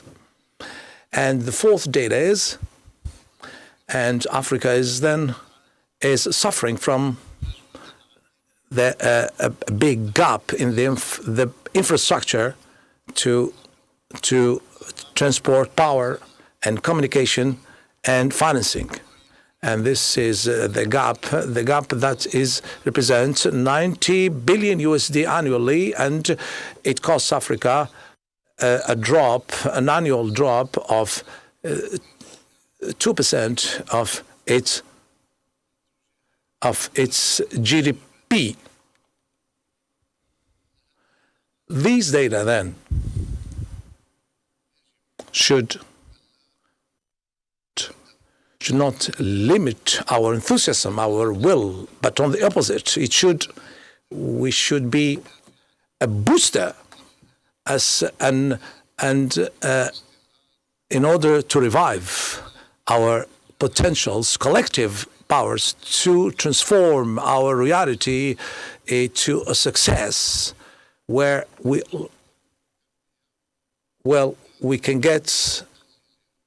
can boost and foster development and growth. And Algeria is but an active part in this endeavor, and it has taken care of and has endeavored to contribute this to face the challenge for the present and the coming generations. And the contribution of Algeria then in this endeavor can be represented through different aspects. Among them, just as an example, but not limited to that, first we have the projects, the major structural projects that are continental of orientation that Algeria launched, and such as the Trans-Saharan road that will link between Algeria and many brotherly countries in the Sahel region, and the projects of the gas pipe as well, the Algerian gas pipe, Algeria-Nigeria, that will secure the energy to different countries, many countries, and the project of the optic fiber that will realize the digital sovereignty and will reinforce the innovation in the benefit of the region of the neighboring countries. And all these projects are on the way, are in the pipe. Second, to reinforce the communication means with the neighboring countries, particularly through the launching the railroads that will reach to the borders of the southern bordering countries, the railway that will cross Adrar, reaching Mali, and railroads that will reach Tamanrasset, and will reach Niger, crossing Tamanrasset, obviously. And opening air links with neighboring countries, and a maritime line connecting with different neighboring countries in the western and northern part of Africa. Three, the contribution in providing and the components of and the intra-African by treating 5 free zones in the Sahel and the Arab countries and African countries, and opening branches for the Algerian banks in Africa, and as well inaugurating the trade representative in the Sahel region. So all this, there was just that Algeria, we were lagging behind, and now we are just catching up what we have not done in the past. We cannot say that Algeria, we cannot say, when you go to Addis Ababa, you should go through European countries. If you want to go to Dakar, you have to have a stopover in Africa. This is not Africa, by the way. Then, so So we are catching up the deficiency, and the present government's line is trying to catch up and to bridge all these gaps so that we become Africans. And second, we contribute as much as we can to the development of our continent, and particularly this is African continent is the future. And Africa, the continent, is despite all what the potentialities, the mining potential is beautiful. It's young. It's young, and the others are just getting old. We should get politically and economically that what we're doing now is for the youth of Africa. Alhamdulillah. And thanks to God, we've seen through the Algerian youth, through the African youth, that this is innovative youth and that knows how to manage things. It doesn't have any hang-up with other continents, and the future is within the youth, our youths, African youths. 3. And the contribution by providing the reinforces of inter-African trade by creating 5 free trade zones. 4th, to optimizing value, optimizing the human resources. For now in September, Algeria is providing every year for Africa 8,000 scholarships for our countries, the youth from Africa. 8,000 scholarships starting in order to join our universities, the seats, the institutes and poles of excellency in mathematics and robotics and the nanotechnology and AI, the artificial intelligence. Despite we have 101 universities, and Algeria is proud of that, by the way, that it contributed to since its independence by training not less than 65,000 the cadres, African cadres and executives that did their studies without any talking, then making any advertising or anything, writing it on the papers, because we believe that we're working silent. We're activating without just talking, and Algeria as well. It's not very far away, but the of 14 countries, 14 countries, more than with a huge number in billions of dollars, with all modesty, without making any noise, without Algeria. Algeria is African. We are convinced that our future, first of all, is inside Africa. This is our future. Algeria then believes that the success of the African free zone is based on the fact that our capacity to work together to set up an integrated infrastructure network, and we hope that within 5 or 6 years from now, and the Algerian ports, seaports, will receive goods from African countries, that those who are dead, landlocked countries that are landlocked, so it takes only 24 hours to reach. So they can reach them. They can reach from the Algerian seaport any part of the world. Now, Algeria today is after giving its looking down at the African and giving its back to Africa. Now it's heading with strength, with conviction towards Africa.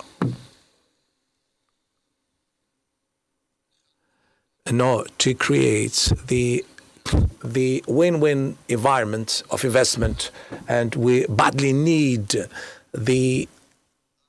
to foster the efforts and mobilize the capacities and having common aspirations in order to transform this free trade to an engine for and a starting point for that Africa will recover its status on the international scene with peace and with hope and with ease. Let's make this 4th edition then as the starting point, a new starting point, a launching pad, and a new era where we pull together, we pull all our resources hand in hand, and we have stable steps towards a strong Africa that is developed, consolidated, will make its food by itself, and will continue to, and will invest, its resources for the benefit of its youth, children, men, women, and will snatch its position with rightness in the word of today and the word of tomorrow, and at the same time as well. And with these few words, probably they come from the heart, but everything comes from the bottom of my heart, by the way. They look sentimental, but in fact they do. We are meditating, we're activating for an African, a genuine African development, Africa. So this is not a lab for testing weapons. Anyone who wants to stop the illegal immigration should help us to develop the African countries and provides job opportunities for the Africans, for the African youth. So we're hoping that things will get better. And so there is the injustice towards the rights of Africans, and with your permission, I will declare the formal, the official inauguration of the 4th edition of the IATF, and I call upon you to start the discussion roundtable about the African Free Zone.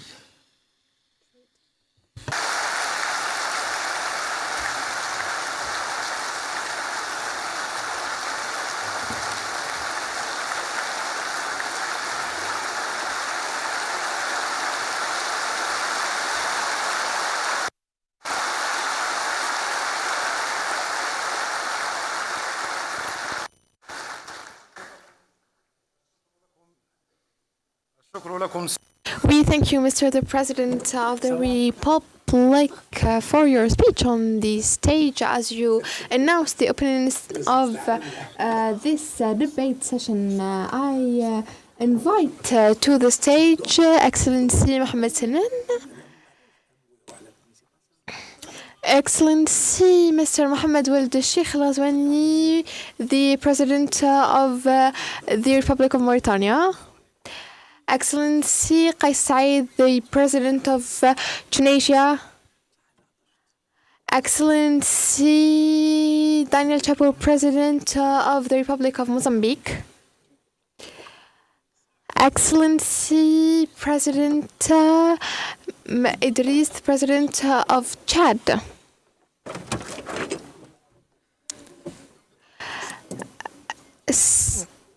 Mr. The Vice President of Kenya, Ma'am Lucia Goa, the Vice President of Namibia, Mr. Michael, the First Minister, Mr. Nahatahu, the First Minister of Burundi, and And I invite the President Mohammed, the former President of Niger.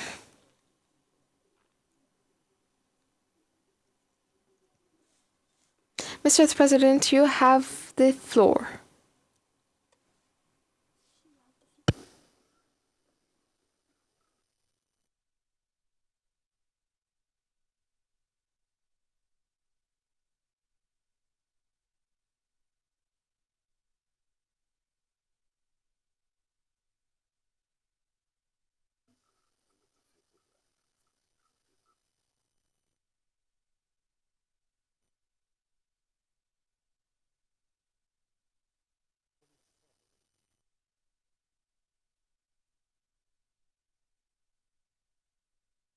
السيدات والسادة الحضور نحن Ladies and gentlemen, we are in أفريقية striking in Algiers in 4th of September to 10th to 20. In the opening of this edition, His Excellency, the President of the Republic of Algeria, is welcoming his brothers, head of state and government, to conclude this session, this interactive one. Your Excellencies, this is a symbol that takes the slogan of making Africa a power and a conjugal effort. The President of Algeria sits here with ladies and gentlemen, the participants.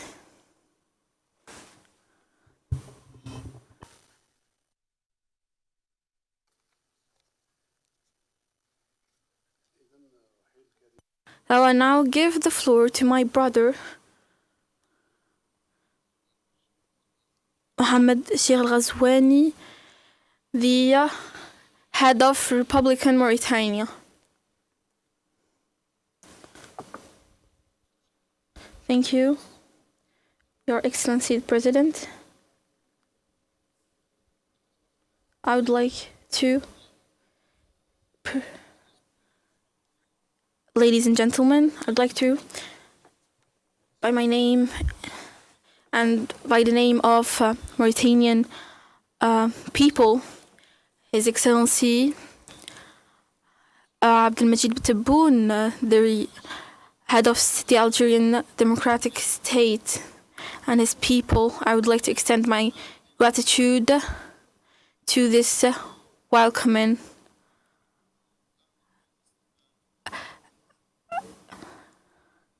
in this occasion. I would like also to congratulate the African Union and the IUFTC and the Afrexim Bank for the success of this 4th edition in the exposition of the African free trade. And I would like also to thank the organizer for this roundtable, that it takes subject of for productive power, and that with our conjugal area of trade, and it contributes fiercely to build a new Africa that is more integrated and powerful. When it comes to my country, Mauritania, my country had a new strategy, national one, for the quick development. Has given a framework in its trajectory to a reactive economic, targeting the agenda of 2013 to take down poverty and to intensify industry internal production to 50%. All of this in the framework of integration, economical integration and trade, African trade. This states not only the economical and high quality infrastructure and to enhance rivalry in the industry and to intensify it, and to ensure the efficiency of this strategy. My country has natural resources like a maritime with rich resources and the energetic one, and we are working to develop and to improve its efficiency, and that represents 20% of the PIB and of exportation and importation.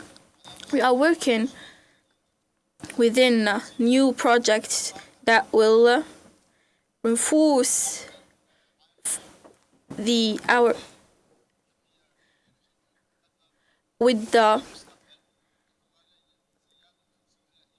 which would extend to, besides this, there is project in gold that are progressing and we are benefiting from it. We are in the near future using it in the near future, which open a way to the local production in the energy, the gas project. Mr. Hmayim will give us 2% of natural gas in its first transition phase, and in the second phase the production will reach the double percentage of it before 2029 or before 2030. Besides that, there is a huge possibility, a huge capacity in gas fields. We have a huge percentage of it that I am discussing now in maritime. Is very high annually. We are creating so many opportunities in the frame of agriculture. We are reaching 50% in 2030. So we are willing to diversify these local resources and to gradually transfer to a full production of primary material in Algeria to build a production pillar. And to have this transformation, we started huge fixings, such as having a new rule of mines and green hydrogen, and the new investment rule in the partnership between the private and public sector, and fixing the deals. We will also be using the innovative energies. We must use our energies currently to have 70% in 2030. And since the success of this industry is lied to the technologies, we have put it in the heart of our works to reach it and to produce and to industrialize our materials. And we've done in this frame using our energies with 5 million yearly, and we are also using the partnership with the private sector to create frames that will be centers of these energies. We also have other partnerships that are in our favor. We have 3 other projects, and for the road that will be open, that will be a strategic road for trade and cooperation, and the fast way between Orso will be reached between the bridge of Orso that will emphasize and strengthen the cooperation that will also be seen as a huge link with Algeria through the Sahara. And our goal in this context is to minimize the costs that are 25% of our exported products that generally, knowing that the strategic partnership need the industrialization of our products and the institutions of financial situations and international corporations, and also to have States trade. Thank you so much.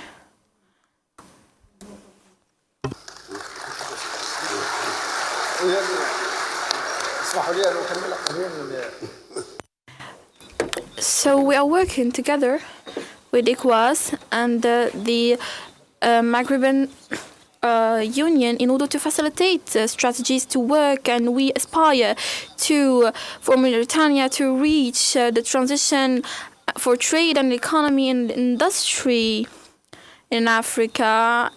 At the end, I would like to reiterate 3 priorities in our strategy for development and progress: to develop the various industry for more chances to work, build partnerships, intra-partnerships, whether it is in the financial technology.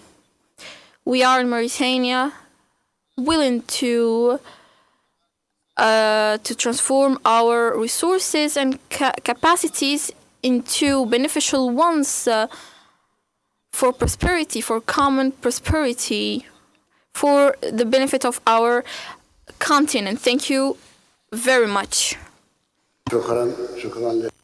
Thank you for my brother, His Excellency, the President Mohammed Sheikh Al Ghazouani, the President of the Islamic Republic, National Ones,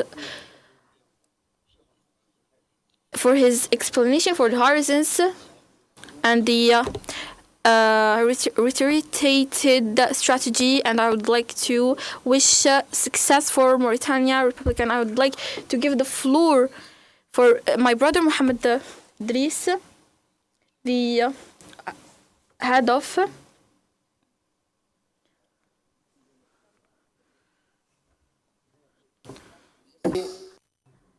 Thank you.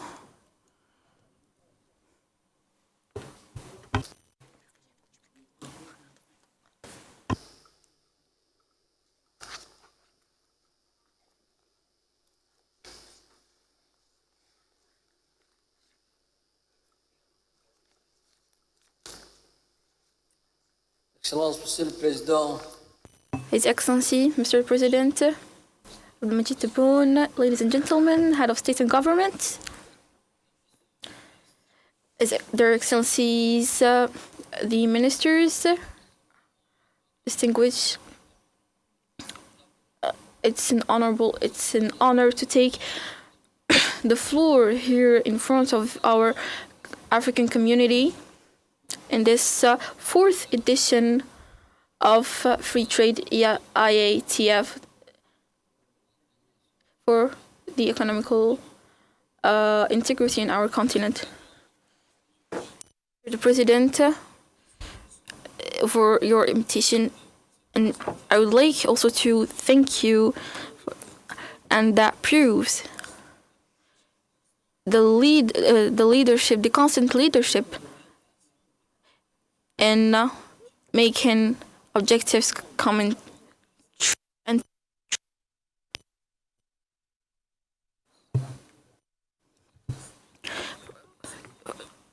for your Algerian population and moderation.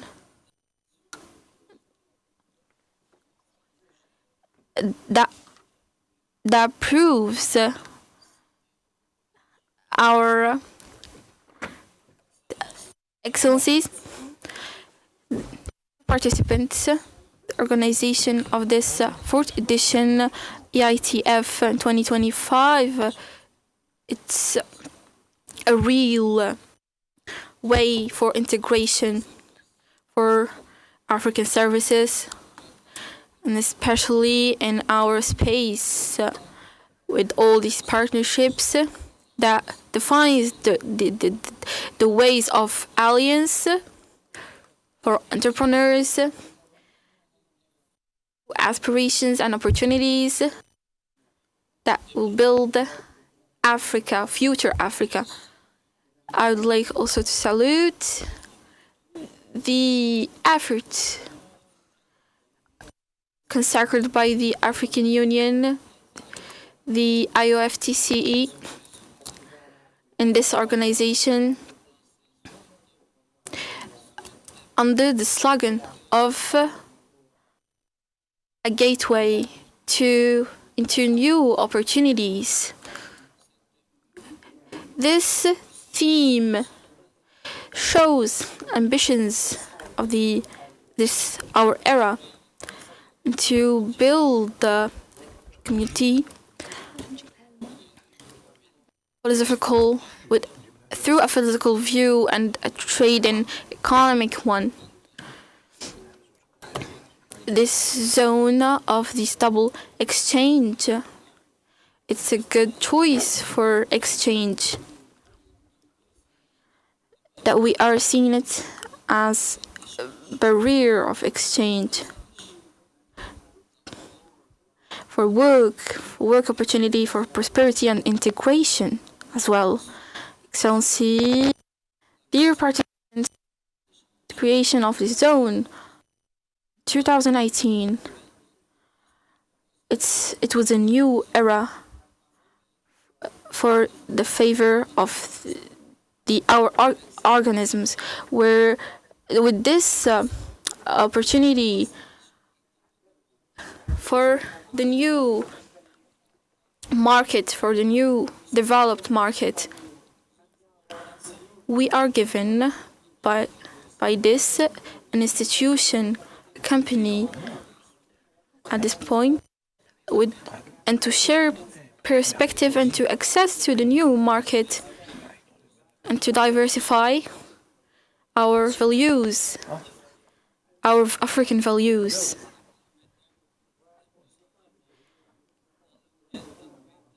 Together to reach sovereignty of our continent. Foundation members, our collective effort, this will give us integration in the continent through a national and international panel. It is a chance for our countries, for our community, for today's world. And it shows unity and integration. thanks to our strategic position, it is a genuine power in the center of our continent for new opportunities. Within this strategy, efforts, considerable ones, are deployed in my country, mobilized in logistics and transport, the project of interconnection with Sudan, Congo, Nigeria, and Egypt are part of our fusion. It's for the highway, Trans-Saharan highway, for the construction of access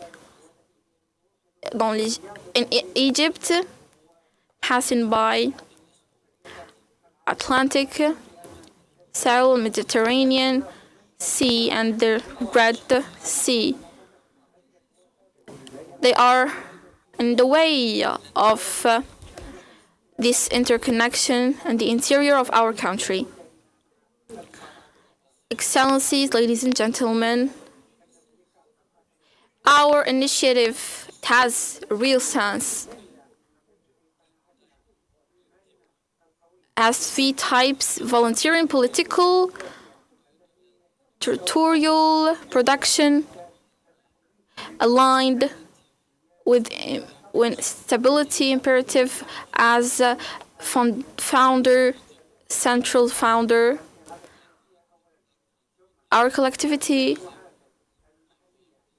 as I mentioned before, are wallets of production and the exploitation of using this Chadian economy within culture, our Arab earth with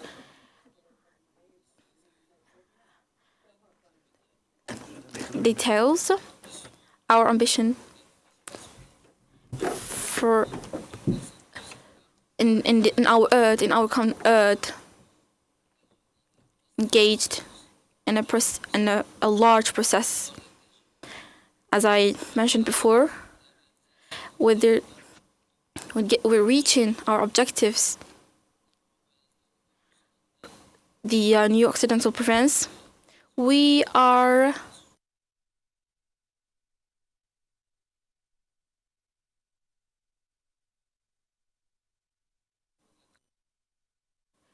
in Germania.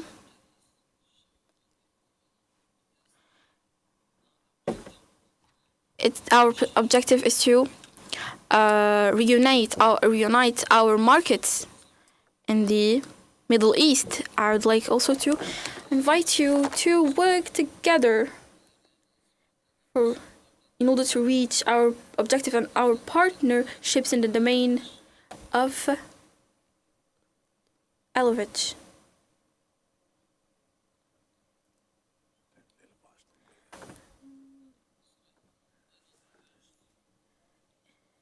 In another aspect, in a legal environment, a true one, that we can offer today,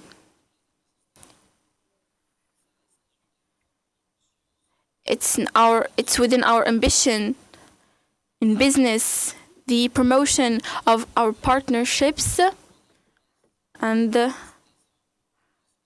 to set up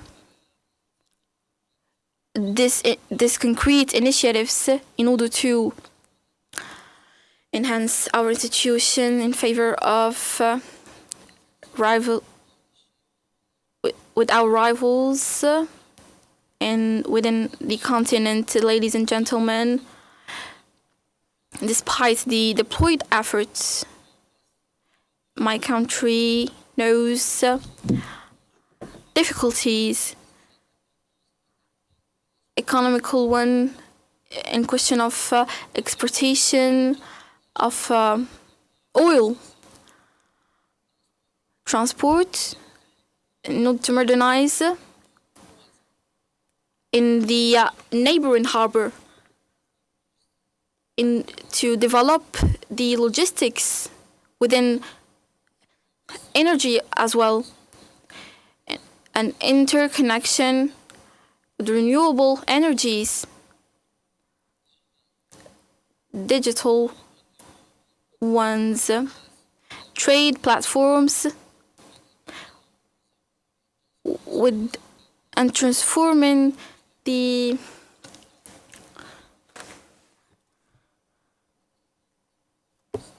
through a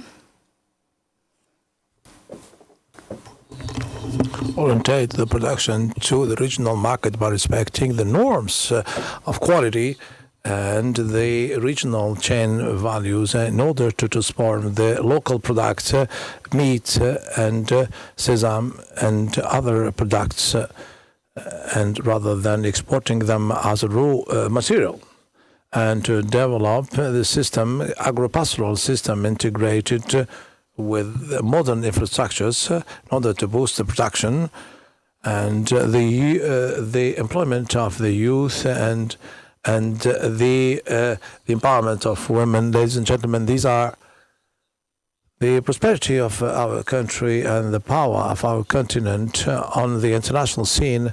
It depends on the energy and that will put in order to make efficient the real Africa. And there's only one market, one single market, one single people.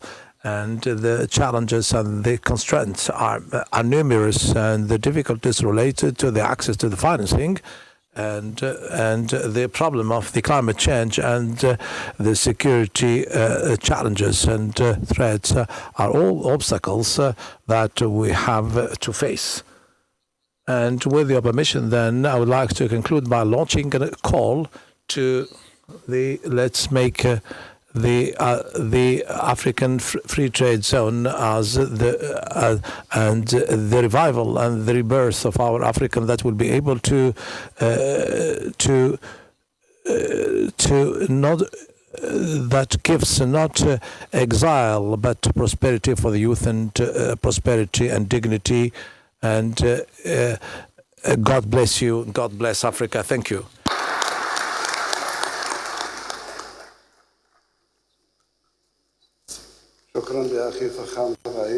Thank you, Excellency the President,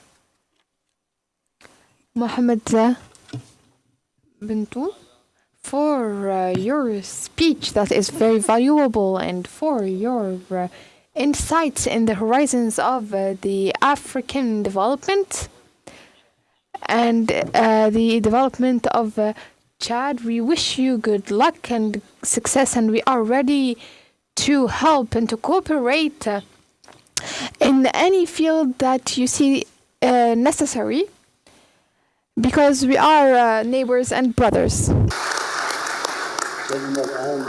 Now, Qais Said, Excellency, the head of state of the Republic of Tunisia.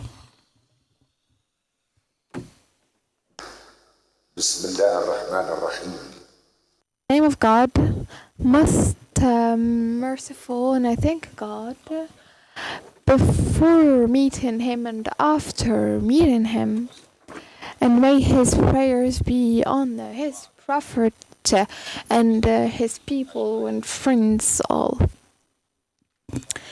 Excellency, Mr. the President, and my dear brother Abdelmajid Tebboune, the President of the Algerian Republic, the Popular Algerian Republic and Democratic.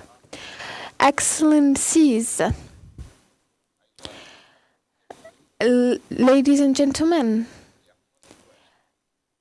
we must say and start this word by thanking and showing my gratitude to my dear brother, the President Abdelmajid Tebboune, for inviting us to participate in the works in the round table under the title of Making Africa a economic power in the free trade zone area and for the reception and hospitality.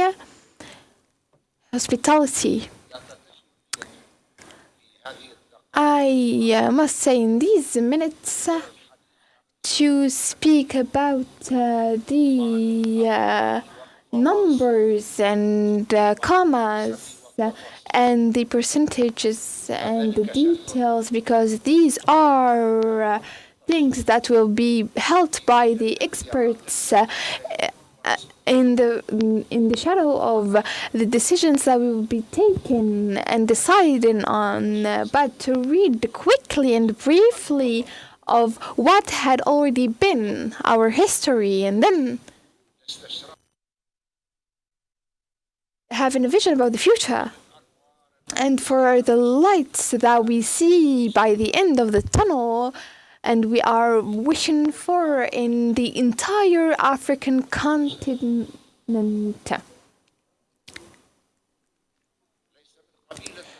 It's not an addition to remind and to reiterate the role of the African Union in the start of the 60s.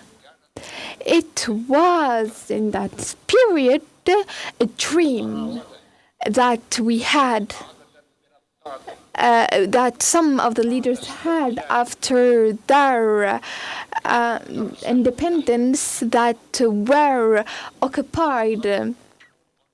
And we created the African Union. However,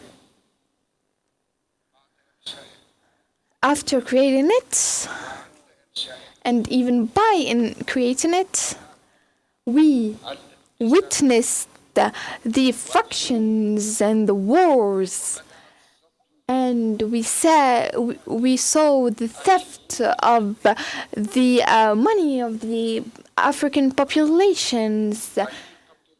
A new way started in using all the resources of the African continent. We speak about a dream that the Africans once had, the Tunisians once had, Tunisia that gave its name to the African Union. Tunisia that is very proud to be African is the same, was once a victim of bad decisions that didn't only touch the African continent but the entire world. After that, we had the African Union forming. We still have the idea of creating the African Union. And the situation, as you all know, in a number of regions, we are witnessing killing and theft and an absolute absence of the bare minimum of living that is taken by parties that are criminals, in addition to the killing of people and using their organs, trading in people's organs. We are speaking about the intra-African trade in singular. However, we must speak about it in popular words. One of the two, at least, is seen, and the other is rather still in the shadows and still not framed officially.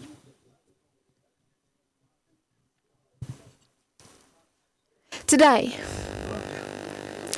and as of all of you know, this situation, and this has already been mentioned in a few times amongst the present countries, the situation is inhuman. It's really bad. We are witnessing crimes, killing, theft, hunger, isolation, trade in human organ. Do you believe that these decisions today are intra-African in the shadow of such a situation can be done and be embodied and embody our aims that our people had always wished for, our people who sacrificed themselves, their people, their families to achieve the independence and to build independent countries with entire sovereignty, who has its own rights over its resources, natural resources, is our continent. Does our continent have all of its resources to its own? However, it's a continent where people die, where youth people die from poverty. They die where people die to famine and the starvation, and become members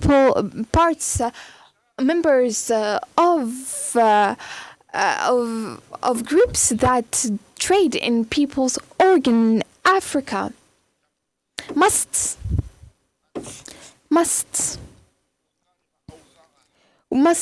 fix the situation and have an approach that is present, and see the history and its pain, and have a summary to build a better future, which all of our people are wishing for.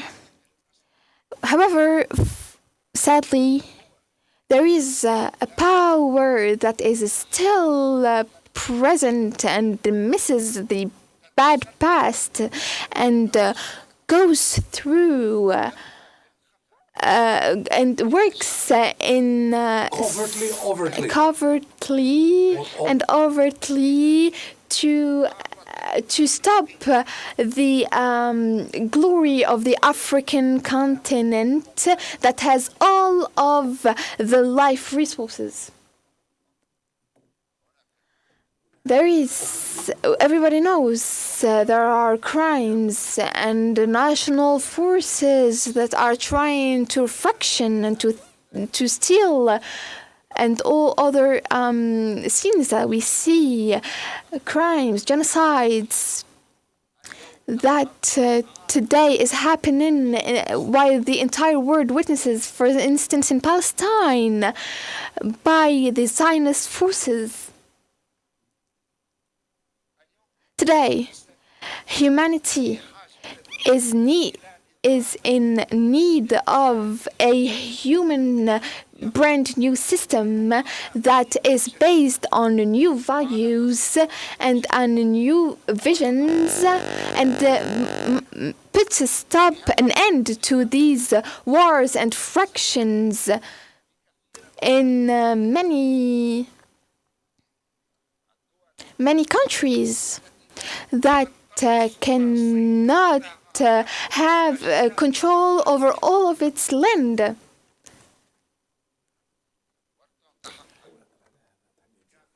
And to have all of its right in having control over its natural resources.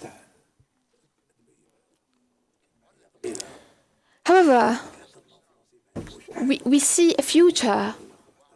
We see a vision. There is a dream that once the generation before us had, and today we still have it, and generations to come will still have this dream. And I am convinced that this dream one day will be real, because this is the humanity path. This is the history path.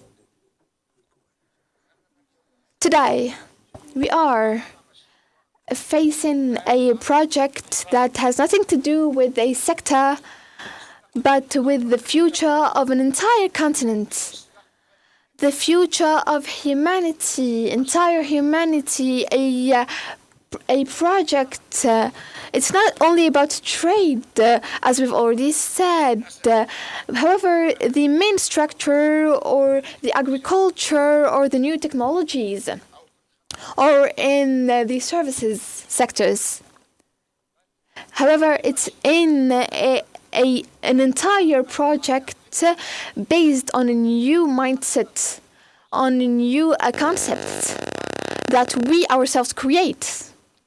That we create for Africa, for the sake of Africa, and for the sake of the occupied people, and for the populations that had their resources stolen over decades, that still need Africa to be for Africans. We cooperate.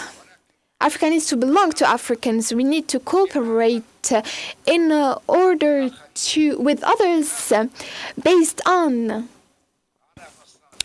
our benefits, our profits, and there is no order for these benefits and profits. Such was the situation in so many cases that were legal to a certain extent, that were said to be legal. We cooperate in order to see, so the people who had always been victims see the future. We cooperate once again to take, so the Palestinian people have their rights, and I must mention Palestine in this event. They must have their rights over all of their land, the Palestinian land. And we must together incorporating in the education system. It's not acceptable. It's not. It's in the Middle Ages. So a person from one country does not speak only over the post in a European country. With this determination, with this honest will, and with this new vision, and by seeing the history and the past and taking the summary from it and the lessons we can, it's possible to the history to announce its new future by us, because we have taken decisions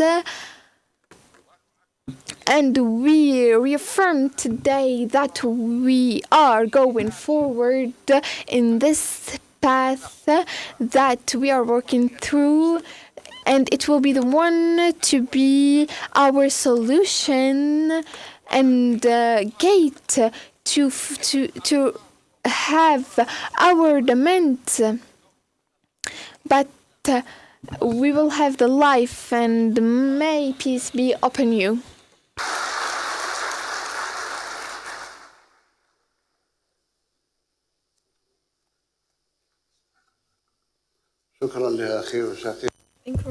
Thank you, my brother, Mr. Qais Said, the President of the Tunisian Republic, for his words with mentioning the history, our history, and with new visions. And for sure, we are sharing pain that are today that in Gaza.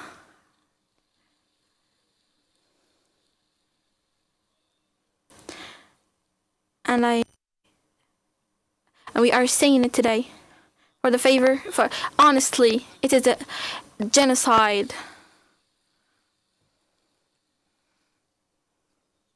I wish that the human conscience and the Palestinian people will win.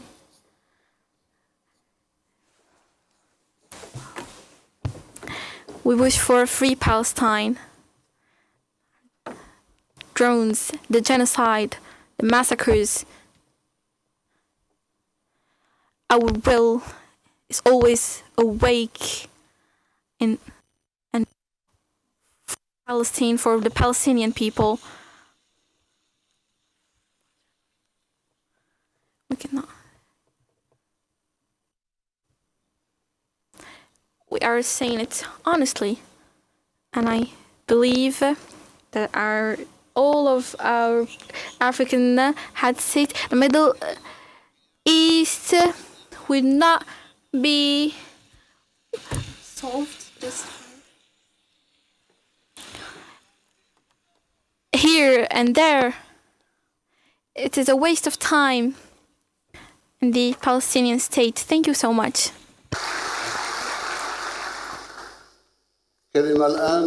I give the floor now to His Excellency Niall Francois Kuchapo, the President of Mozambique, our neighboring country.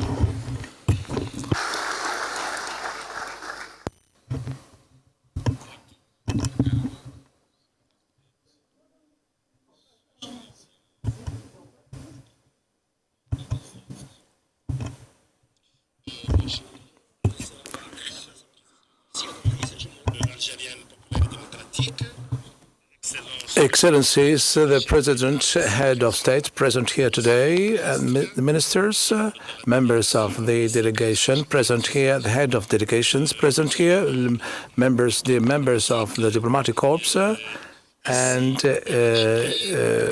posted here in Algiers, distinguished guests, ladies and gentlemen. I would like, first of all, to thank the Excellency, Mr. the President, the Republic of Algeria, my elder brother, for this invitation he made to be here present to participate in this platform, the transform of dream for the African continent. Excellency, would like to thank the warm welcoming that was extended to us by the Algerian people, by His Excellency, upon our arrival, and like to thank as well all the conditions that have been gathered since our arrival, and we reiterate the fraternity between the Algerian people and from Mozambique, the people from Mozambique, because our fraternity is the one that unifies us as African. Before the independence, our respective countries. This is why we say it again. Would like to say again our thanks to Algeria. We'll continue together as Africans, and in order to reach the freedom, Excellencies, Mozambique, this event is very important because it shows and proves that together, as African people, we are stronger in order to create in Africa an economic power in the framework of this, the African Free Zone. In our region, we're working so that this dream becomes true, to have free trades, an African free trade zone becomes a reality, by starting the field of transportation, the infrastructure, logistics, considering the geographic position of Mozambique. Now our country is developing a set of projects in a corridor of development with 3 seaports, one in the Ocean Indian, north-south, Maputo Beira in Nakala, the Nakaira and Nampula, and Maputo corridors. These are corridors of important corridors of logistics for our brothers of the landlocked countries. This is why we're working in order to improve the logistic capacities of our seaports and our roads as well, our railways, And because we believe that all we're talking about can be realized only if we have infrastructures of high-level infrastructures in our continent that will boost our economy, the logistics, and make transport and trade quicker and speedy in Africa. This is the reason why, Excellencies, we have a vision in order to develop the transport and not only the land road, but air traffic, air roads. I know that most of the people here in this room, in order to reach Algiers, went through Europe, went through other continents in order to, by coming and when to go back, we should work together in order at the level of the air connections. We don't need to have stopover in Asia or in Africa to come back. It's only through this way that we can develop tourism, trade, and logistics, and develop as well our continent, particularly our respective countries, obviously.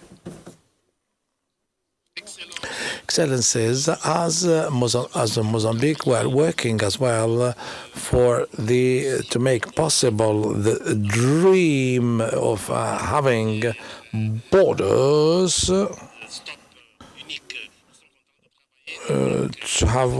We're working with the Exim Bank, with BAD, the African Bank of Development, in order to create common border posts, modern ones, digitalized, that will link Mozambique with South Africa. We're working as well with Zimbabwe in order to have the same model of borders with all the neighboring countries, because we believe that the presence or the existence of borders that are which is a kind of bureaucracy that make things difficult, the intra-African trade. We have to eliminate all these hurdles, all these barriers, because altogether here we are all brothers, and our borders are artificial ones. They're not real. They are just artificial ones. We have the common communities of people across the borders who have the same language, the same culture, the same names from both sides of the borders. That shows in clear way that as Africans, we need to forget this political administrative division and see the development, economic development, as being an integrated development between African brothers.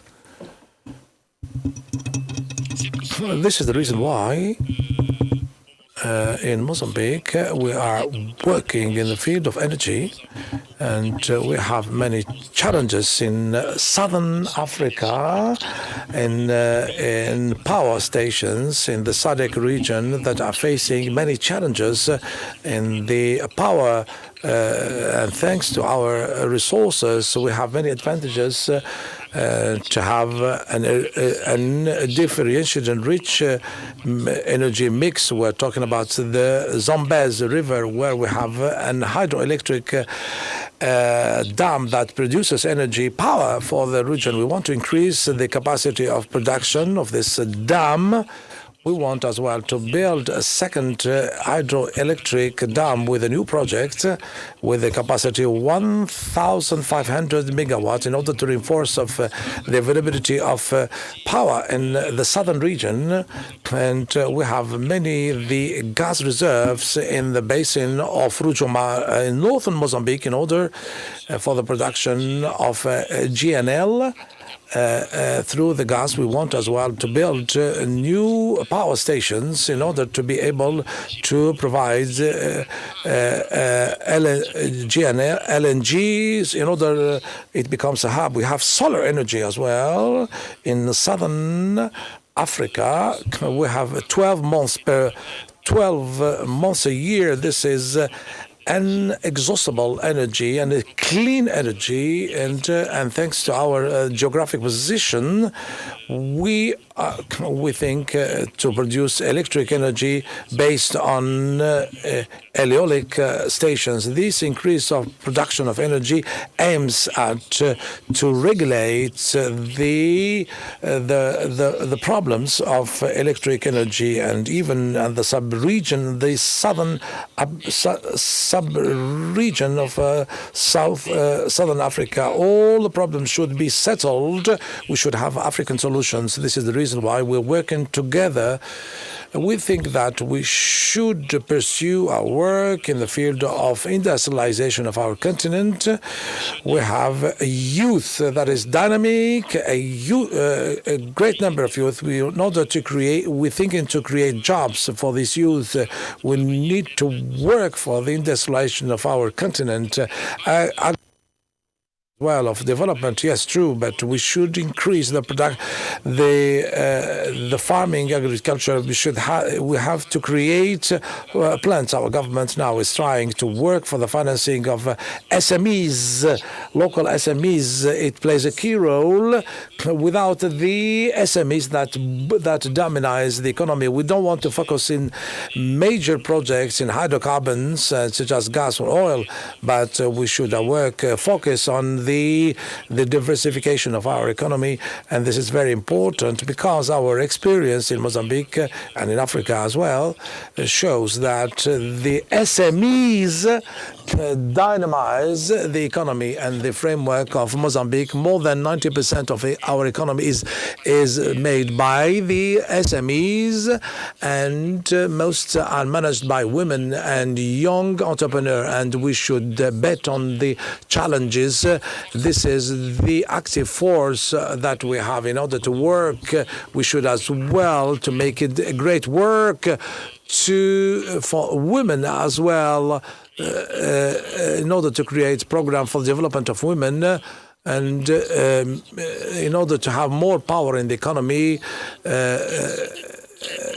because they are good managers of economy. We want as well to take advantage of this opportunity, excellencies, in order with this privilege, with this honor as well. We want to take advantage to talk about our capacity as a continent. As an example, today or now in Mozambique, in Port Delgado, we are facing a terrorism problem in the zone of this is the place where there is the gas production. In order to succeed in this project and this field, Excellency, I would like to reiterate what has been said before by my brothers, President of Tunisia, the need to be unified as brothers, because there is no development without peace and without security as well. Peace and security are essential parts for the development of our country and our continent as well. This is the reason why we should continue to be solidarity, have solidarity, as we have been in the struggle, in liberation struggle, in order to get our national independence in Mozambique. The first 250 guerrilleros for the liberation war have been trained in Algeria. And this is a pride for us. And this is the reason why we'd like to thank the Algerian people and thank the Mr. President Abdelmajid Tebboune and all the countries here, because this example of African challenge and African solutions.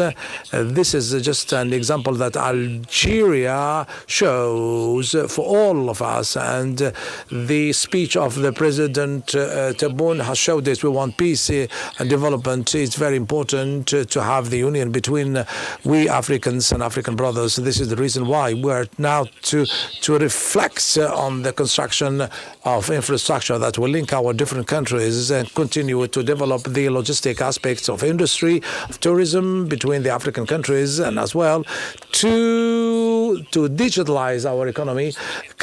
Everything. This is very important for the development of our countries and our continent.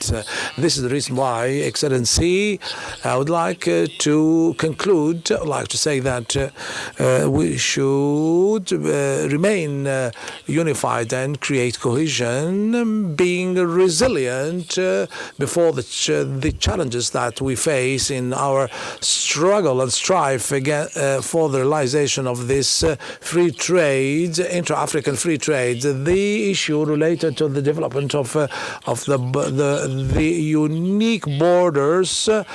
This is a key point in order to ease up and to make trade flexible between the different countries. And this is brothers and sisters present here today. I would like to tell you that the future of Africa will be built by ourselves, the Africans. And this is, if we don't do it, the continent will, no one can do it on our behalf or instead of us. This is why together we should do it together and a coherent way and resilient way with much determination, so that Africa becomes a major market, strong, developed, and make possible this dream, make this dream become true. Thank you for your kind attention.